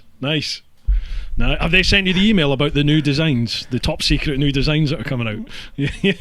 I just got it this morning. I am sworn to secrecy and can say nothing, but bro, holy shit, I'm so excited. I'm not going to be able to talk, so what's going to happen is I'll accidentally say something. So let's end that there. But, yep. Yeah, I Ruroc love has some Rurocs, cool stuff happening. But they're loud, man. That's the only problem, is they're loud. But I love the styling of them. So... Have you rode the 2.0 yet? Yeah, I've got a 2.0. Interesting. So are you used to quieter helmets then? Because I thought the 1.0 was pretty loud, but I think the 2.0 is much better. I haven't. Yeah. I will say I haven't rigged a 2.0 up to do like my first rides with. I don't have like a full helmet rig made of those, but I've got one made of the 1.0, and I think my audio quality on the highway is like relatively solid. I don't know if that's like I've got a good microphone in it or something, but I've been pretty happy with it. And from riding in the 2.0, it seems quieter than the 1.0, so I'm hoping for better audio quality. Because I was waiting for the carbon. I wanted to do a carbon first ride helmet, and those took a little longer. So I've been riding around 1.0 this whole time. Because they sent me the green one to do like the unboxing with, and then we customized it because it matched the Ducati that we made perfectly. And then I didn't want to ride around in a helmet that we were going to give away, so I haven't even got to ride around the 2.0s yet. I just been riding around my little 1.0 that has my setup on it. I know. Now I'm excited now because I've got the carbon. I've ridden around in it a couple of times. I'm like, I've been missing this for months. What the hell? See, my normal lid, I've always bought Shoeis. So I had the Shoei Xspirit when I used to be on the sports bikes, and then when I moved on to the big tractor, I bought the Shoei Hornet. You know, the peak on it. Yes. So and I just like the styling of it, because you're wearing a peak lid, you're on a tractor, but you're in race leathers, and going around the racetracks. Dude, I had an Icon variant for years. I was all into that like peak game. Yeah, the Icon stuff's mint. Looks really good. Love all that. Right. But the Shoei is really quiet. So then I moved, when I got the Atlas 2 and I put it on, I just thought, wow, this, because I never used to wear earplugs, and I just thought, geez, this is loud when you're out on the road. So now I wear earplugs, and it's all right once you've got earplugs in. Right, and totally agree. I mic it all up and everything. It's my working lid, and the sound's fine, but it's just without earplugs, it is loud. So you just have to wear plugs. That's all. Yeah. See, I guess that I have a X14 here that I did a review on, which is, I mean, it's a shoey. It's mint, right? It's glorious helmet. But I never rode in it a lot because, like, you get it when you have a work helmet, like, because we have that term now. We can talk about work helmets. Yeah. If you have a work helmet, you don't just throw that stuff in helmets willy-nilly. Like, when you spend the time to get everything working, you're like, okay, cool. I ain't riding in nothing with this. And, like, I mean, unfortunately, 85% of the riding I do mic'd up. You know what I mean? So there's not a ton of riding of, like, I'm just going to throw on whatever helmet I have here in the house and go for a ride with it. It's like, well, no, I'm going to go do a first try on a Goldwing. Need to have my mic'd up helmet and all that kind of stuff. So I think I just don't have a lot of experience with, like, I have experience with it, but not that, like, kind of long-term experience riding in a shoey. So I don't have that feeling. I assume a shoey is pretty quiet, maybe? Yeah. Yeah, okay. It's comfortable. So I don't. Yeah, it's definitely a premier stuff. Yeah, absolutely. I was talking to Ruroc the other day, and I was like, I want to get you guys to showy level. Let's do this. Because like, I don't know about on your end, but those guys are receptive to information. Like, they'll actually have a conversation and be like, I mean, I can be totally honest. Like, look, here's the stuff I want you guys to really work on, because the opportunity with Ruroc is that it's a helmet company that is brand new to the market and actually cares about the market. You know, like, these guys are actually listening to things. Because, like, I can't ring Shoei up and be like, hey, could you guys make, like, a real cool red version of your helmet? They'll be like, who the fuck are you? We don't care about you. They don't even acknowledge my emails. I get nothing from them. But then, like, I literally had a Zoom call with Ruroc, like, 2 days ago. It was, like, 2 hours long. And I was like, hey, I'm working on my Atlas 2.0 review. And I was like, hey, here's the stuff I want you guys to update, because, like, we have an opportunity here that you guys are actually listening to people.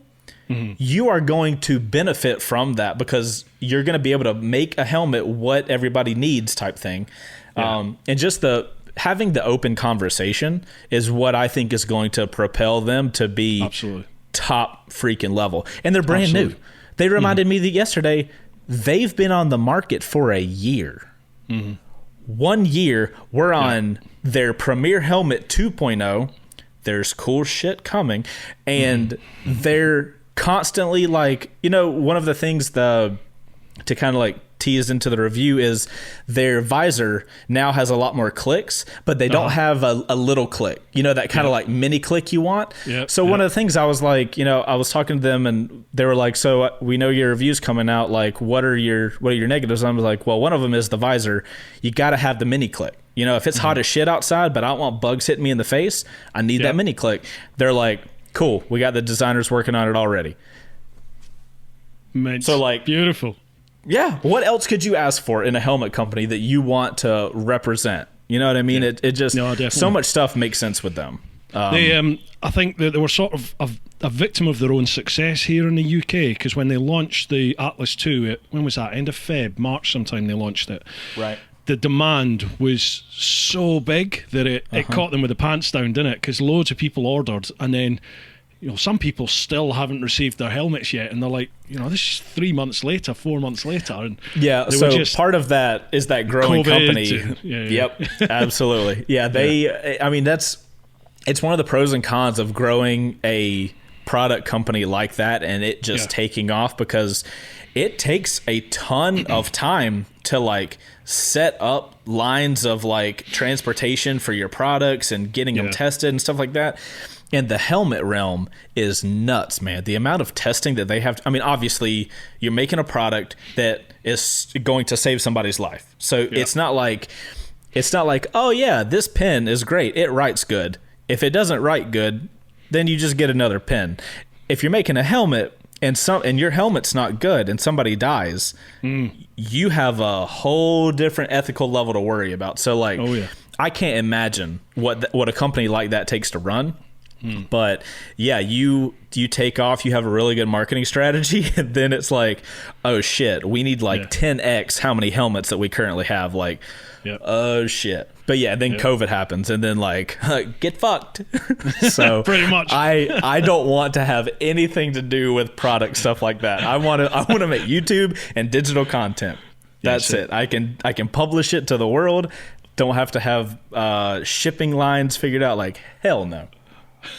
Well, I think some of the questions, I had a quick look at some of the questions, and people do talk about the ride apparel and things like that. So that'll come up later on in the conversation. Yeah, no problem. If we got time. If we got time. Jeez, might have to do a part 2. That is, God, is that an hour and a half we've been chatting? Yeah, nearly an hour and a half. Killing the game, ladies and gentlemen. Wow. Killing the game. Question 4. Right. This one. This one's from a guy called Pete English, one of my Patreon supporters. Now, Pete has a reputation for some fairly obscure and very deep questions at times. That's funny. I have a guy on my Patreon too that does the same shit. He is he is in the stratosphere somewhere. It's brilliant. Thinking about shit. Yeah, so I'm ready for this. I'm primed. You think to yourself, what have you been smoking to come up with that question? Yes, 100%. Right, Pete. Question 1 for Chase. If you could install one piece of advice in a newborn baby's brain, what would it be? A new piece of advice in a newborn baby's brain. Yeah, one bit of advice for a newborn baby. Wow, Pete, you've done it again. Wow. What a question. That's a good question. That's solid. It is. A piece of advice, so it's advice, so they don't necessarily have to listen to it, but it'll just be there. Yeah. I think, all right, so it's a baby, right? So it has to be there with them from the beginning to the end. So it needs to be really simple and to the point. And you don't like it. You need to have it something to where when the baby is older and it's still in their brain, they can think deeper into it. So I think I would just make it super simple and just there's a lot of stuff you can say. I think I would just say do good, and that I would leave it at that. Because then as a kid, you're like, all right, I'm supposed to do good. I'm supposed to do the right thing. But then when they get older, it's like, okay, do good. So I need to focus on how I can help and do good things in the world. Yeah. Because I think for right now, especially the world right now, we need a lot of do good. Crazy, man. And just, crazy times. Right. So I think I would just go super simple with it and just say do good. You know? Do good or be positive. I would do one of those. Do good or be positive. Yeah. Mine would be, it's a little bit more complex for a newborn baby, but mine would be treat others the way you want your mum to be treated. Ooh, got that twist on it. I like that. I like that a lot. You just got to hope that they like their mum. Fair point. Fair point. So you're playing a gamble here. But as a newborn baby, they're going to love the mum unconditionally. Oh, good point. Good point. So we are talking about a newborn baby. So automatically they're going to have that natural feeling of connection and mom for the. Okay, gotcha. Yeah. Smart. I like it. All right, that'll do. Right, question 2. Like this one. If your inner voice was an actual person, would you be friends? No. Because he judges all my videos and he's fucking terrible. Like if you think YouTube comments are anything kind of bad, I trust you. I can look at YouTube comments and be like, is that all you have to say about my video? Bitch, give me 15 minutes and I'll tell you everything that's wrong with this thing. Yeah, we would not be friends. Actually, my inner voice would be my boss. That's what would happen. All right, okay. Absolutely. Well, I think I definitely would be friends with my inner voice, but I think my inner person is much more open and not open. I think I'm quite an open person. I think my inner voice is maybe a bit more combative than I am. I try to be quite reasoned with a lot of things. You know, I'm just like, yeah, okay, you're entitled to your opinion. I think it's a policeman in me from my previous life where you're trying to handle situations and you don't want it to. We're a little bit different in the UK than maybe some police are over there. I hope. Yeah. But my inner one is just like, is that right? Bang, you know. So it's like your Jekyll and Hyde, isn't it? So my inner person, I think, would be a good laugh. Might be a nightmare to live with, but would be a good laugh to go out and have a beer with. Right. My inner voice is hyper productive and mean as hell. So the filter that gets to my mouth sounds like my wife. Yeah, the filter that happens between here and here is strong. It's got levels of carbon and everything to get all the bad out. But hey, it's productive as shit though. Yeah, definitely. That's the way to be. Good question, Pete. Like it. Keep them coming. Next one, Stuart Bailey. If you imagine something you have always aspired to or desperately wanted but could not have, would you prefer to continue in life always admiring and desiring that item, or to have the item and be desperately disappointed when it falls short of your expectations? Bloody hell. Easy answer. Yeah, I would just want to stay wanting it. Because you remain... by wanting something, you have a built-in drive to get to that thing. Whether you get to that thing or something else, once you get to that level, you still have that drive to go and improve. Versus getting it and disappointed, like that's a all around negative. I don't want that. No, that's easy. It's like when you meet a hero or something. I used to be before I started in the police, I was a bouncer in Glasgow in a nightclub, and we used to do a lot of concerts and things. So you'd get big worldwide bands would come and play there, and sometimes you'd meet these bands and they were just arseholes. You know, they were just dickheads, and you're like, oh. I wish I'd never met you, because you and keep them that positive. Yeah, I agree with you with that. Yeah, so we'll just keep wanting it. That's the way to be. Wanting is a powerful emotion, man. It gets some work done. Absolutely. Yeah. Great motivator. Alan Bell, this is to both of us. If you could go back, you can tell I've trying to speed this up a little bit. Right. This is to both of you. If you could go back to talk to your younger self of 15 years old for just 1 minute, what would you say? Oh shit! Interesting. See, this is that thing of like, do you want to tell yourself something? Like, looking back, it's been an interesting road, but I'm really happy to be where I am. Yeah. So my thing is like, if I said something to myself, do I fuck up the timeline? Yeah. And then still I'm something back to else. The future thing, isn't it? Yeah, exactly. So I don't know if I say anything. I think I just remain silent, because I am super fucking grateful for everything I have right now, and I wouldn't want to mess that up, because we're talking 17 years back. If I'm talking to a 15-year-old me, shit, I don't know. I don't think I would say anything, because I wouldn't want to jeopardize what I have. Yeah, I think I would just say, just be true to yourself. Just because I think I've always done what I've done in life for what I thought were the right reasons. I don't think I've ever done anything where I've thought I shouldn't do that, but I'm going to. I've always done it because I thought it was the right. I think someone will probably put a call. What about the time you did? Oh, okay, right. But I would just say, keep doing your thing. Just be true. Go. Yeah. If I was forced to, if we were saying like you have to say something, I think I really love the motto of work hard, be positive. So I think I would just kind of like say that. It's about, hey man, just keep working hard, keep being positive. Things are going to figure themselves out. If I had to, I wouldn't tell the person who I am. I wear a mask or something so they don't get freaked out that they're looking at a guy that kind of looks like them. But yeah, I would, because I really hardcore believe in that kind of stuff. So that's probably what I would say. Cool. Maybe. Right, next one, Dave. I'm a huge Chase on Two Wheels fan and love the Wreck Bike Rebuild series. Question 1. Can you talk us through the decision-making process around moving the WBR garage from YouTube? The positives, the negatives, the reasoning, etc., and not just the difficulty in monetizing YouTube. Yeah, absolutely. It's so at the core of it, you probably understand this. You have a Patreon community of guys that, as far as a content creator, the ultimate level that somebody can show appreciation for you is that, hey, your content is so like valuable to me that I will pay for that content, right? That means the most as a content creator, because especially on YouTube, ad revenue is this kind of like up and down game that you can't ever figure out, and it constantly changes. The YouTube algorithm is this constant thing that you're like, let me fight with this and figure out what I got to do now. So when somebody's like, I love the shit you do, I will pay to watch that thing.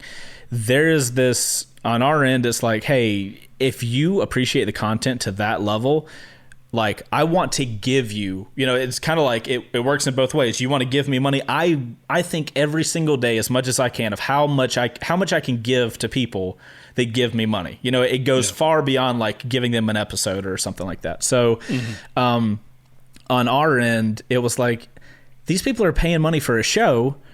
Like, I want to be able to give them something even more than a motorcycle, right? I want them to have some sort of exclusivity.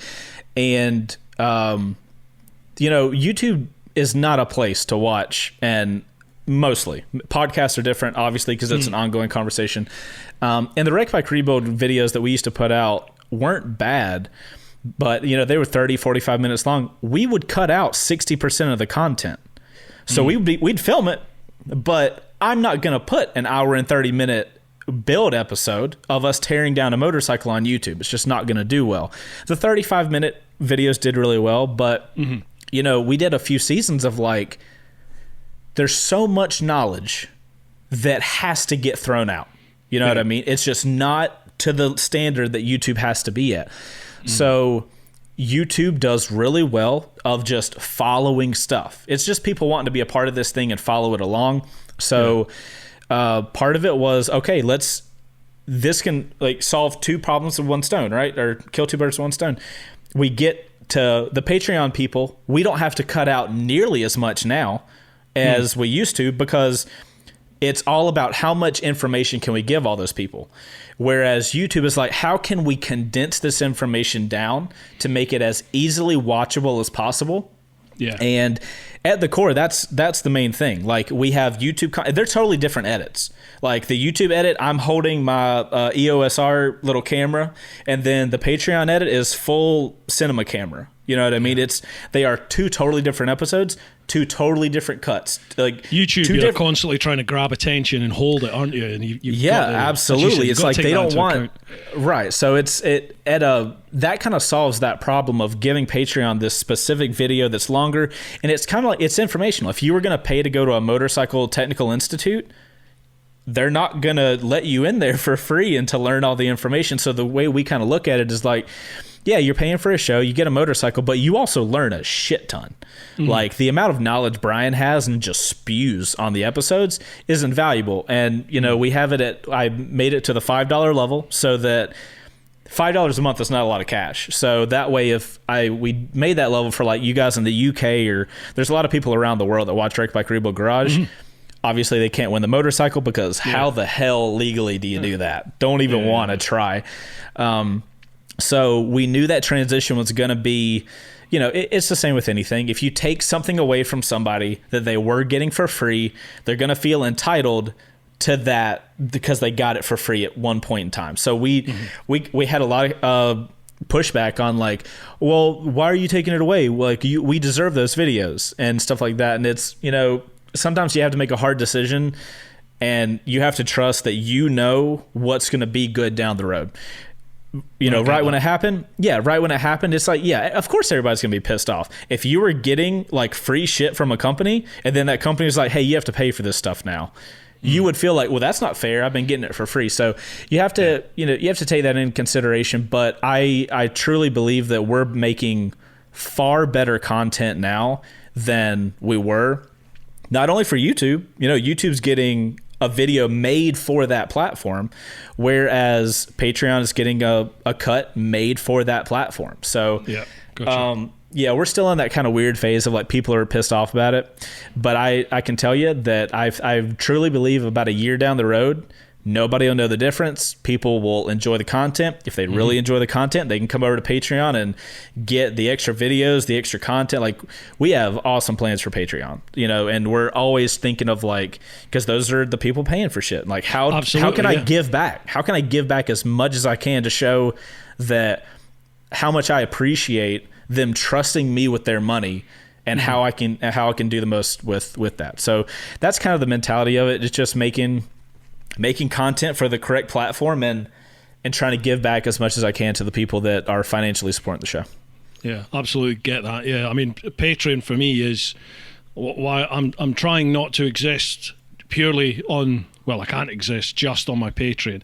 The Patreon definitely makes up the majority of my income from all this. Because for me, my views are, talking with like some other big YouTubers over here, motovloggers. We have Missing and Flyer, who's probably one of the biggest. We've got Lamb Chops, Richie Vida, and the four of us are sort of a little group. We all know each other personally now. Yep. Chatting, and you share your analytics and stuff, don't you? And my views are horrendous for like my subscriber level. My views seem to be really down, but like the people who watch for a long time, and my Patreon following is fairly decent, but so my ad revenue is nothing. It's terrible, I couldn't survive on my ad revenue. So absolutely not.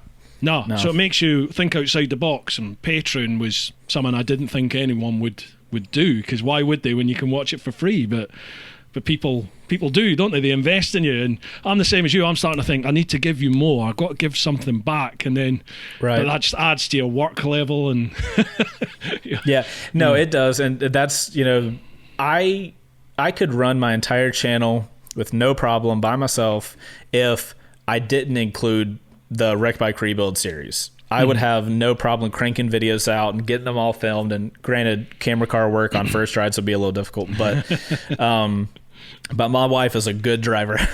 But when you add that Patreon thing on and you start being like, okay, Operation make their money worth it. That's when it's like, okay, let's get a team of guys on. We live stream the show, like filming the show.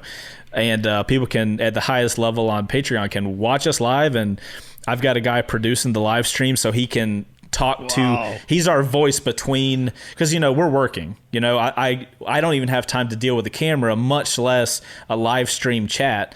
So I've got him there just watching the chat. If something happens, if the audio goes out or it's weird or the camera needs to be closer, we put a lot of time into our live stream. We've got this really cool thing I'm super proud of. One, we have this overhead cam that we set up, which is really neat.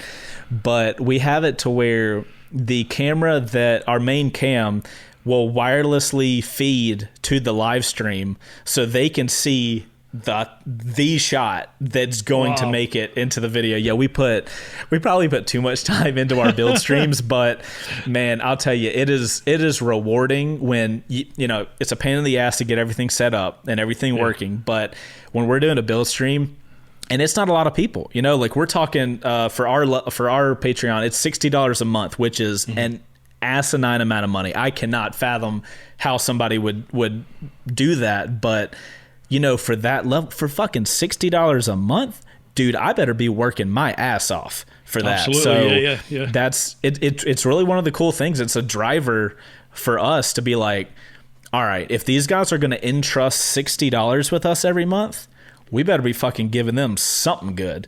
So that's why we've got the podcast for Patreon at the middle level. We've got the build stream, which is the main thing you get for the $60 on top of the more entries for the bike and stuff. But it's a driver, man.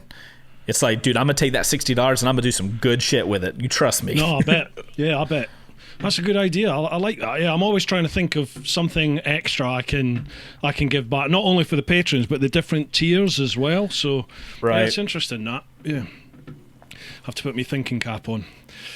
Don't ever take it off, man. Just leave it on. Just live in that world all the time. Next one, RZ Ted. To both of us, which bike is a guilty pleasure? Ooh. I know exactly what this is. Go on, so the other day, I rode for the first time ever an MV Agusta 800, a Dragster 800 RR. I had never ridden an MV Agusta before, bro. I don't want to own it because I would get in trouble, and two, I just don't want something to happen to it and then the maintenance to have to deal with it. Yeah. But if I had just the screw around cash, I'd have a glass box in the corner of my garage, and maybe twice a month I would take it out. I would just go for a 1-2 hour ride, and I would put it in its glass box, and I would be done with it. That is probably what I would do, because that thing is just gross and beautiful at the same time. It was so good. So good. Cool. Guilty pleasure for me. I've never ridden the Augusta. God, what was a good one that I rode? Well, the new BMW S1000RR, that has a little special place in my heart, because I did a review on that. Yeah, I did a review on that bike, and that bike, somebody complained. Another police officer who I work with, I don't know who it is, but I know they must work where I used to work. Yep. Somebody complained to our internal affairs and said he's riding fast and he's given the Met Police a bad name. So I was then suspended and put under investigation because of that video. And then ultimately that vid led me to make the decision that I've had enough of all this, and I resigned from the police.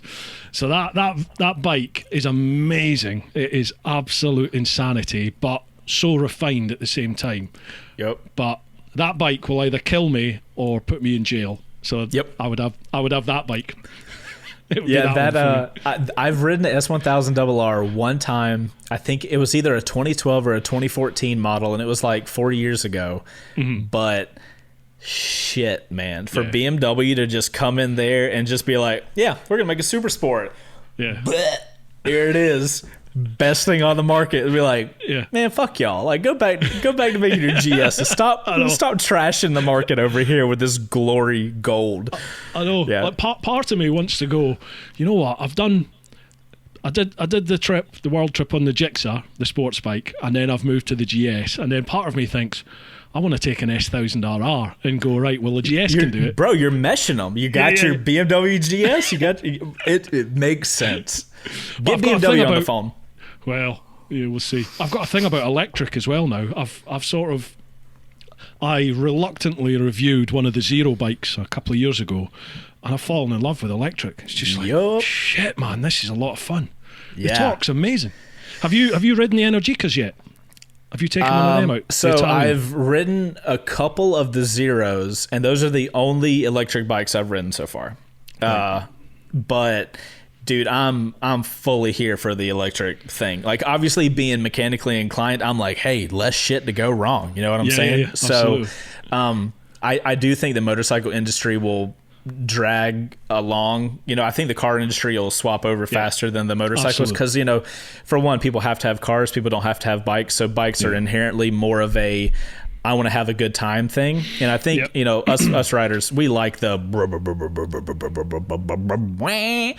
so I think it'll take some time, but I think if more people rode Zeros or any, you know, whatever electric bike, they would get it faster than just watching videos, because like it's a whole different feeling just zooming through and all you hear is this absolutely. You know it's okay. You haven't got the sound of the engine and the smell, but then you can hear other stuff, can't you? It's mental. You know, you can hear the noise of the other traffic. You hear, like, if you're going down country lanes, you can hear the animals, and you're just like, this is crazy. This is nuts. Right.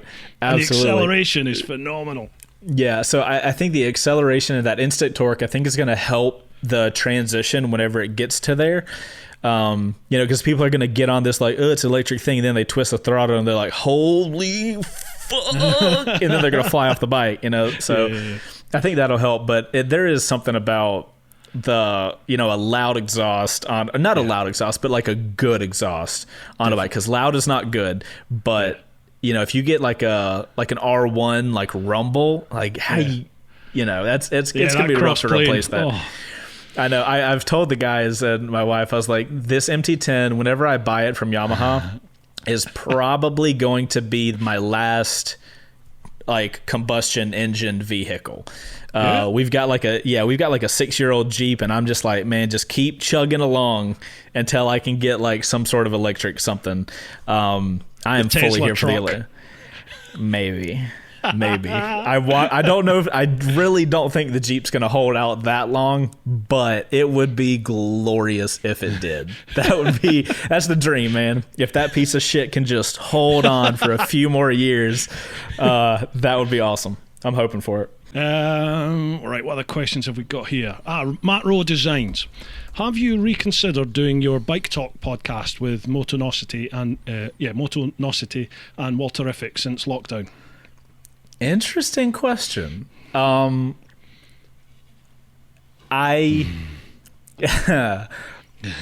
timing of that is so cool. I can't say anything right now, and I will say stay tuned, and we will find out. All received. All received. Yeah. Watch this space. Right. Absolutely. That's the timing of that question is absolutely impeccable. But yeah. Matt has a bit of a background within the industry, and he seems to know a lot of people, and a lot of what's going on. So you never know. Right. You might. He may know people you know. You don't know. You're in on it. What have we got here? Mark Elvin, jock biker. Would you ship a project bike over to the UK as a UK Patreon member if a UK Patreon member won the bike? Yeah, we mentioned that earlier, didn't we? Honestly, if I knew how to legally do it, I would totally be down. Like that is not a question at all. But there's just a giant legal wall that kind of, if you want to do that, you got to pay a lot of money to a lawyer. You got to pay a lot of money in shipping, and you have to start playing this game of, if I ship to the UK, how much more money would I have to make that happen? To cover that, and how many UK people would sign on for that? Because my audience is massively US, you know? So it probably wouldn't make financial sense to open the UK up, because I don't know if enough people would come in to cover that cost. So that's one of the major reasons for like not even going down, because I'm just looking at the analytics of like how many people are coming in from here versus there. So I don't foresee that happening, but I mean, you know, if ever I could, I would do it. It needs to make finance. You know, it's that business thing. Like, the business has to run well. Absolutely. And, you know, that I just don't see that working. But who knows? I'm just some random dude that makes YouTube videos. You know what I mean? It's not like you've not got enough on your plate as it is, Chase. Do you know what I mean? It's like, I've got multiple plates, and they're all full. Yeah, absolutely. See what happens now? Up, everything fell down. Sweet. Paul Brown, he says he's new to Chase on Two Wheels. Welcome. There's an Irish motovlogger called Gorilla Biker. He got him onto it. But he says he's loving the Wreck Bike Rebuild series, currently on Series 3. His question: is there a bike that you would desperately like to get onto the series but haven't managed to get hold of yet? Well, for one, thank you, Gorilla Biker. I know exactly who that is. And it's awesome to see Patreon people, you know, spreading the word of like how much we're doing over on Patreon. So that's really cool to see. I've been on his pod. He's got a podcast as well, actually. I was on his podcast. So. Really? That's awesome. Yeah, he's a funny guy. So the guys and I have been talking about doing a cafe build. So what bike we want to do a cafe build with, I don't know yet, but I imagine that finding the source bike, if you want to call it that, I imagine that's probably going to be a pretty difficult process, but that is something I'm pretty excited about. I love, I'm a big visual guy, and I love the way the cafe bikes look. And I think, you know, we were talking earlier about the bobber and how much satisfaction we all got from building that. But the bobber wasn't my thing, but a cafe bike would 100% be like my visual thing. I've never ridden one, so I can't say that I would like to ride one. Right. But just the fact of loving the way they look, the design aesthetics as those bikes have, I think that one's probably going to be pretty challenging. And we don't have one scheduled, you know, or anything like that. We're trying to juggle 3 CBRs at the time, so we don't get to think about anything else right now. But we've been talking about that, but I think that one's going to be pretty challenging to find the original, like what to start with. Because you also, you know, like we want to pick one that I call it the Illuminati triangle. Have you seen where in cafe bikes there's that little triangle right under the seat sometimes, right? Where if you pick the right bike with the right frame with the right electricals, you can have this like open triangle like in the under the seat, and it looks. Oh, yeah. It is literally so important to me that I will decide the motorcycle that we pick based on that, because it's one of those things. Yeah. I mean, well, because like at the end of the day, you know, we're just trying to make really cool projects, and in order, because we do these things for like a year, you know what I mean? So it's a big investment to be like, hey, when you choose that path, that's your year that you're going to be building that. So you really need to have that like motivation to want to see that final product. And like little stuff like that, like it could be a headlight. Perfect example, our CBR 1000. The main thing driving me with that bike for this season is there's this fairing that you can get for a Ducati Monster that we are going to try to make onto the CBR 1000. Don't know how it's going to work. Don't know if it's going to be possible, but for me, it's my driving factor of like, if this happens like we want it to, it is going to be the coolest shit ever. So you find that one like key, and that drives you for the entire year. So if we were going to do the cafe, that would be something I would spend a lot of time in. It's like we can only do this bike, or this bike. You know what I mean? Because we can get that kind of open slot under the tail or under the seat. So yeah, the cafe will be it. I get what you're saying there. You've got to be invested in that project, like yourself, mentally and emotionally, haven't you? To have the drive to, especially if that's a year that you're going to be working at it. And yeah, you're going to have days where you're like, I'm not here to fucking to deal with this shit right now. But that's kind of the same thing with having, you know, different series on the channel, where if you're going to do something consistently, you really need to enjoy it, because it's really going to help those days where you're like, bro, I'm tired. I don't want to do this. But then, you know, you start working on it. You're like, well, okay, I get it. I'm here because I enjoy it a lot, and I want to get to that end goal. So it just kind of helps you. It kind of buffers you for those days, because inevitably, even if you love what you do, you're going to have shit ass days, you know? Yeah. So it gives you something to fall back on those days. Just going off of the question a little bit at the moment, where do you see yourself in like 20 years' time? 30 years time? 20 That's years. something I think about. I think to myself, what? You know, I'm 43 at the moment, and I think, well, you know, maybe by the time I hit 50, are people going to want to tune in to some fat 50-year-old bearded bloke chatting about motorbikes? I totally appreciate that, but you have to think about it. Even if somebody is not matching you as a demographic, they're still interested in not only you, because you're going to have subscribers that lock in with you and stay for a long time. There's some people, when I started riding, I rode a yellow SV650. It matched my yellow Mustang. I was a straight tool. But I have guys that comment on videos, and my first channel was called Chasing 3D. I don't recommend you going and watching it. It's literally that's the one I started with. I'm going straight there as soon as this is done. No, you know what? It'll be good. You go watch that to see where motovlogging started from. Just be prepared. Quality's terrible, but I have guys that comment on my videos and be like, oh, this reminds me of the yellow SV days. That is 10 years ago.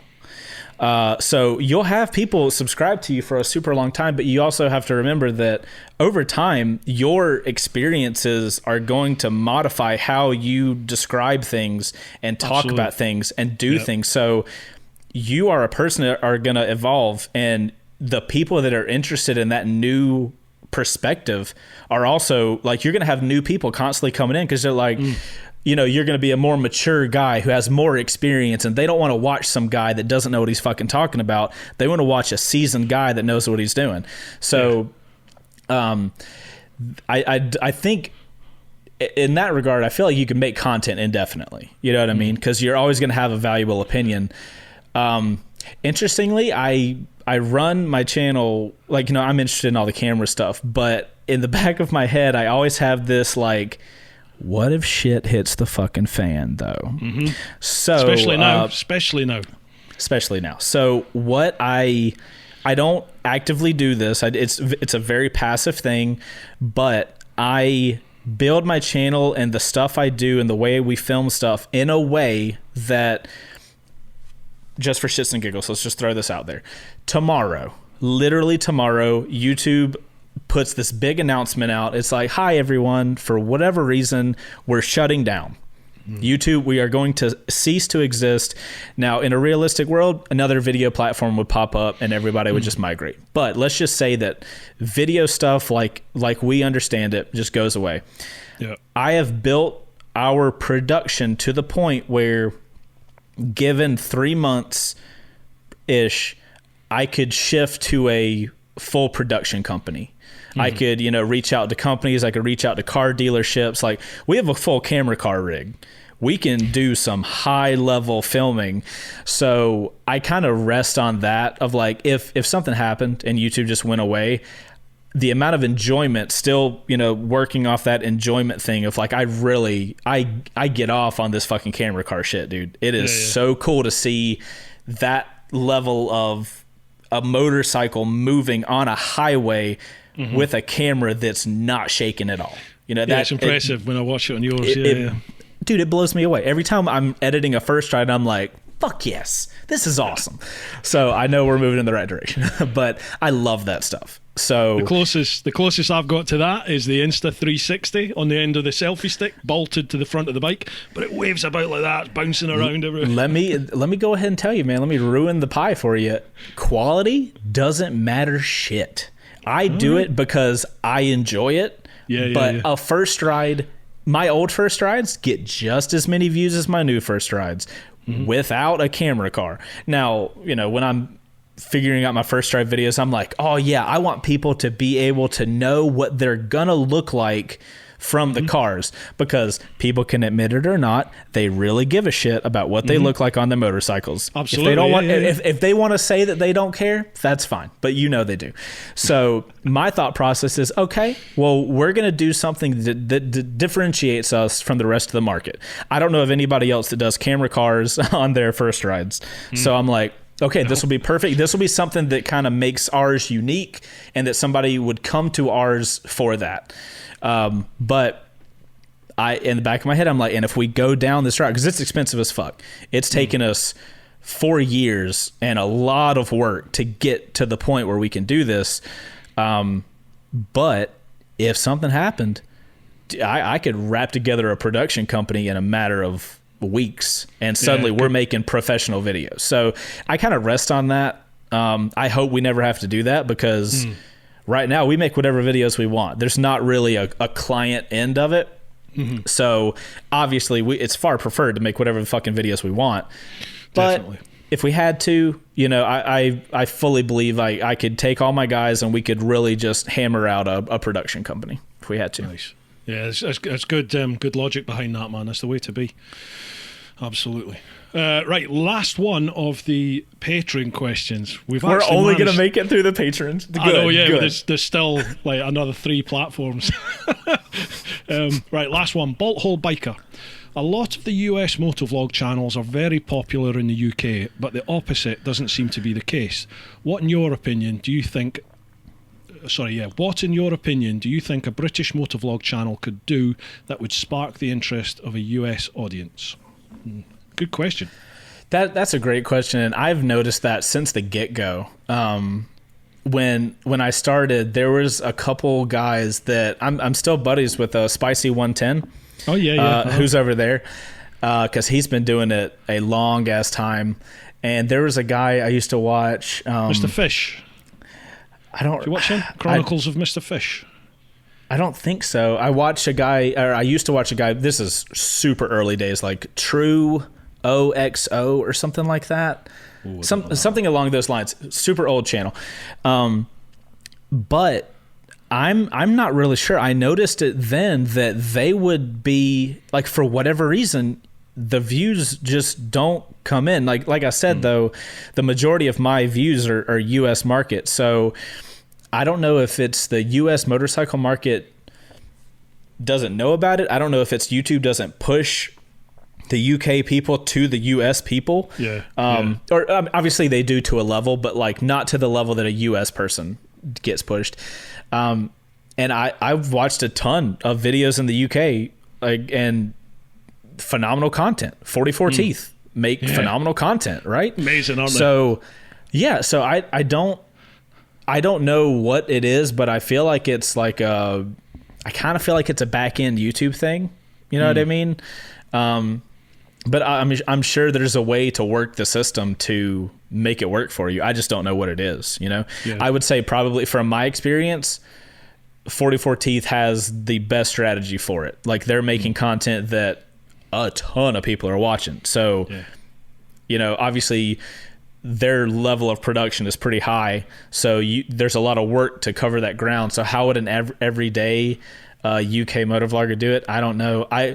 If I was to recommend a way, the best way I would know how is to do bike reviews, you know, because we all... They're the popular ones, aren't they? Right. So don't do the 125s because we don't have those here. So so I would focus on bikes that you know the US market has, and I would go into a dealership and try to do any... If you can't do a dealership, here's a workaround. Do you guys have like a KTM dealer, or maybe not KTM, like a Suzuki dealer? Well, they have like a semi truck come out and you can do like a demo day.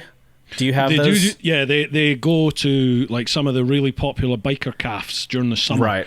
Okay. And they'll rock up, like Ducati do it, Triumph do it, right. KTM. Yeah, they'll turn up.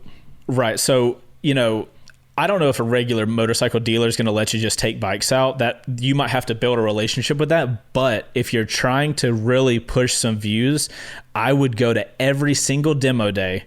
I would ride every motorcycle and do, you know, title it first rides, because everybody titles them that. So you're gonna put your fish into the big pond, right? Yeah. And you never know, the way you say something, the way you describe how the throttle feels might click with enough people to where your little fish can get into the jet stream of you know, YouTube promotion. So if somebody was coming to me like, hey, I'm a UK guy, I want to do motovlogging, how do I get some of that American market?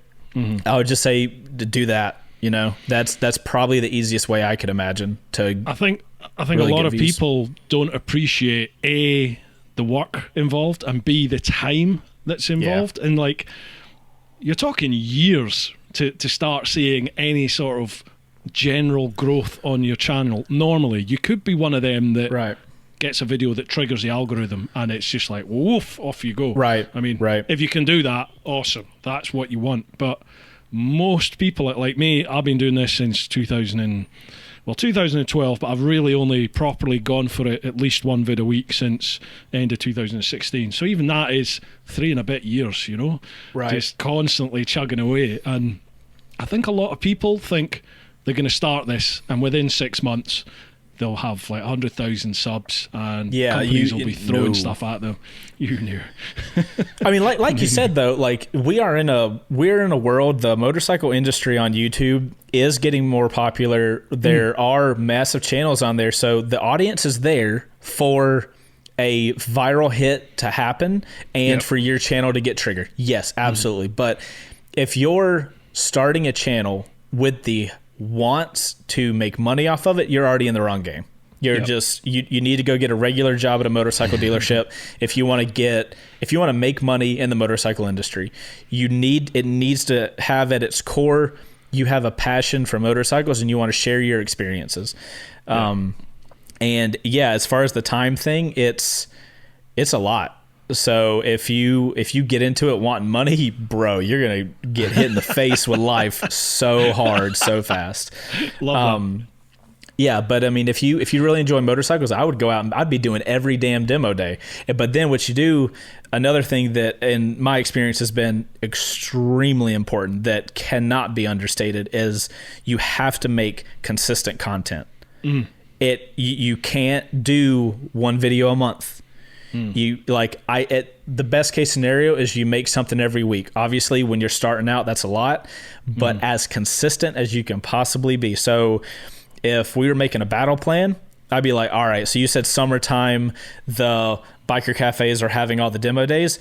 Yep. You go out, you say, okay, I'm going to get there first thing in the morning. I'm going to record as many bikes as I can.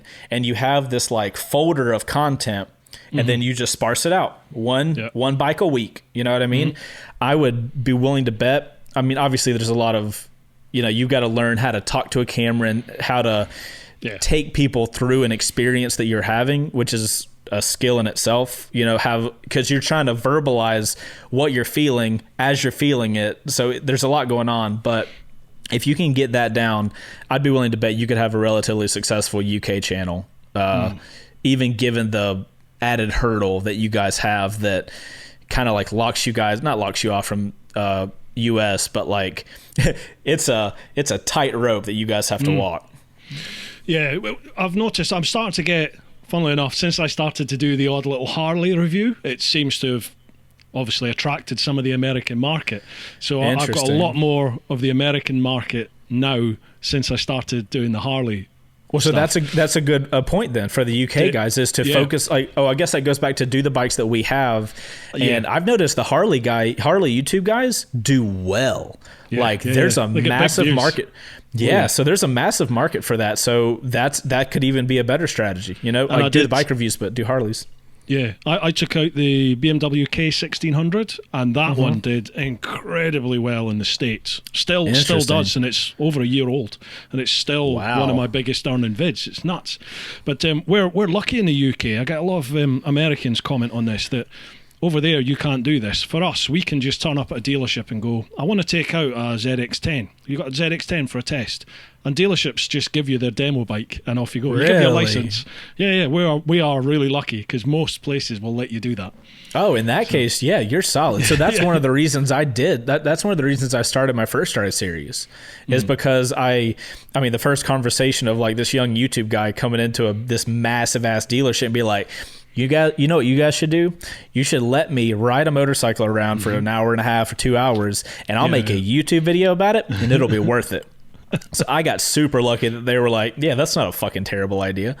But one of the reasons for that series is like, okay, well, you can't go do this, so I'll do it for the people so that you can actually have knowledge. Because like bikes are expensive as shit, man. You don't want to go out and spend $12,000 on a motorcycle that you don't think is going to like give you a super giant grin the entire time you're riding it, Absolutely. So definitely. That was the mentality behind that. But yeah, that's crazy. You guys can just and y'all's roads are psycho.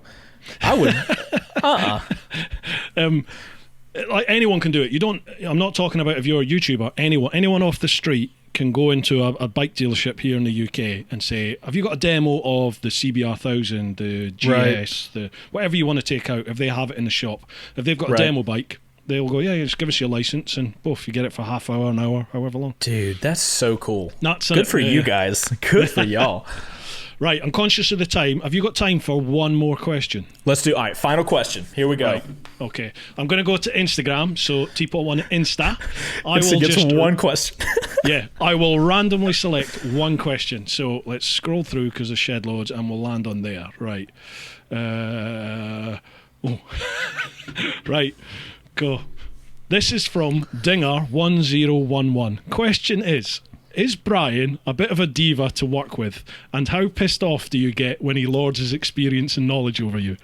That was random. That was a random question. I promise. That's a good question. So I mean, the reason Brian gets frustrated a lot of times is because we are on polar different sides of a knowledge spectrum. Yeah. I know I am very cognizant on Wreck Bike Rebuild. It comes across like I'm an absolute idiot. I know that. But one thing that Brian does understand is that, yes, I have no clue what I'm doing when it comes to grabbing a wrench and working on a motorcycle. But, a lot of stuff doesn't make it to video, and we're here all day. Brian is an intricate part of this process, this monstrosity that we have going on. So he sees that I'm a very capable human in my area. So his frustration, I think, comes out in the fact that he has a lot of knowledge, and it's hard to get that knowledge into my head. type thing. So yeah, he does get super frustrated sometimes, 100%. But the cool thing about it is we've all been working together for a couple years now, and like sometimes it does get heated. Even guys that are just working on your bike and stuff, the stuff is frustrating. Sometimes shit just does not happen like it should, and it's a frustrating process. You add on top of that this guy that knows so much information, and he's trying to translate that to this guy that does not have the mental capacity or the vocabulary to understand it. A lot of friction happens, but dude, whatever happens on camera, however frustrated we all get, because I get frustrated too, at the end of the day, it can be like, all right, cool, we made it through that, do some high fives, and we're totally good. So, yeah, I mean, I'm not trying to shy away from it. Brian gets super frustrated sometimes, but it's justified though. And that's going to be part of the appeal. It's the human element of your series, right? Because it's just human nature, isn't it, to get frustrated at things. Even, you know what it's like if you spend lots of time with your missus. If you go away on holiday with your wife and you're together all the time, there's times when you're like, oh, just give me a break. Just right. Well, there's like, anyway. No, yeah, absolutely. There's so one thing that we kind of pride ourselves on with the Wrecked Bike Rebuild stuff is, for one, we want to give as much information as possible, but we also want it to be this real thing. It's literally, you know, we've got cameras and shit like that, but at the end of the day, dude, it's me and my buddy trying to talk me through the process of how to rebuild this motorcycle. It's not, if Brian's frustrated, it's because Brian's fucking frustrated. If Chase is annoyed and tired, Chase is gonna look annoyed and tired. So we kind of really appreciate the fact that it's not this fake bullshit. It's not like, you know, we don't cut the camera and be like, hey, Brian, get real fucking pissed off and want to punch Chase in the face. Okay. All right, let's roll camera. Okay, go. You know, it's not that. It's like, it's the everyday shit that happens when you're working on a bike. And even Brian, at the knowledge level he has, even he gets frustrated with shit. You know, one of the things we do is we're taking wrecked motorcycles. So inevitably, there's going to be some shit fucked up. So how fucked up is that shit? We don't know. We have to find out on camera, but we really like the idea of it's a real motorcycle build show. It's not a guy in a shop that has all his perfect tools all the time. Even now, like I have a shit ton of tools now that we've acquired over, you know, building all the bikes. We still run into the problem of like, fuck, there's one tool. We can't take the fucking engine out because we don't have the one goddamn tool. So it's real life shit, man. Which is, I think we appreciate it, and I think people that watch the show appreciate that Absolutely. It's not embellished, it's not fake. It is what it is. Brian's a hothead and gets hot-headed. It is a killing formula. It really is, and I appreciate it. It's awesome viewing. If you've not checked it out, folks, you can get a taster on YouTube. But I'm a patron as well. There's different tiers, but I'm one of Chase's patrons, so it's well worth checking out. Absolutely well worth checking out. Great content. I appreciate that, man. Dude, I can't believe that time is gone already. That's fantastic. We got 5 whole questions answered. We only got 5 questions answered, but there's a lot of information in each of those questions. We went down lots of rabbit holes. So there's loads more. So if you ever want to do a part 2, I'm well up for it. So I will keep my eyes peeled on the calendar and watch for the opening, and I'll let you know. Right, cool. You're on. Well, if I get to the States, I will let you know, and I'll come see you. I got a secret road I'm taking you when you come here. We won't talk about it on camera because I don't want it to get popular. But oh my god, I love it. It's my go-to road. Before I end it, is there anyone you want to give a shout out to? Any sponsors you want to plug? Feel free. Sponsor-wise, Ruroc is my boys. I love those guys. They make a phenomenal helmet, so the product is solid. And shout out to all my Wreck Bike Rebuild Garage Patreon people that allow us to make not only the show, but all the other content we make, because all my team of guys, like, I use them on every show we make, you know, whether it's on Patreon or not. So if it wasn't for the community I have over there, you would not see any of the content that I have coming out. So I just appreciate the shit out of those guys, honestly. Awesome. I'm sure you can understand that, right? 100%. I'm humbled every single time the old payday comes from Patreon or somebody else joins it, and you just think, wow, it's just amazing. The support is phenomenal. Absolutely phenomenal. So shout out to y'all and your Patreon people. Patreon very people much. unite. Woohoo! And to everybody else, if you've not checked out Chase's channel, head on to YouTube or any of his socials. I'll leave all the links down below in the description. If you listen to the podcast, check out the show notes. If you're watching the YouTube vid, it'll be in the description down below. Chase, thank you so much for coming on, mate. I really have appreciated it. I know you're a very, very busy man. All the Thank best. you, man. This was fun. Yeah, loved it. Really, really enjoyed it. Absolutely. Folks, keep on doing your thing. We are getting on out of this catastrophe that we're all in at the moment. Things are opening up here in the UK. I am hitting the road very shortly, so keep watching the socials. I may well be coming to a place near you soon, so let's meet up for a brew. In the meantime, keep doing your thing, keep looking after those that you love, but most importantly, live your life. Woo-ha! Dude, that was mega. Loved it.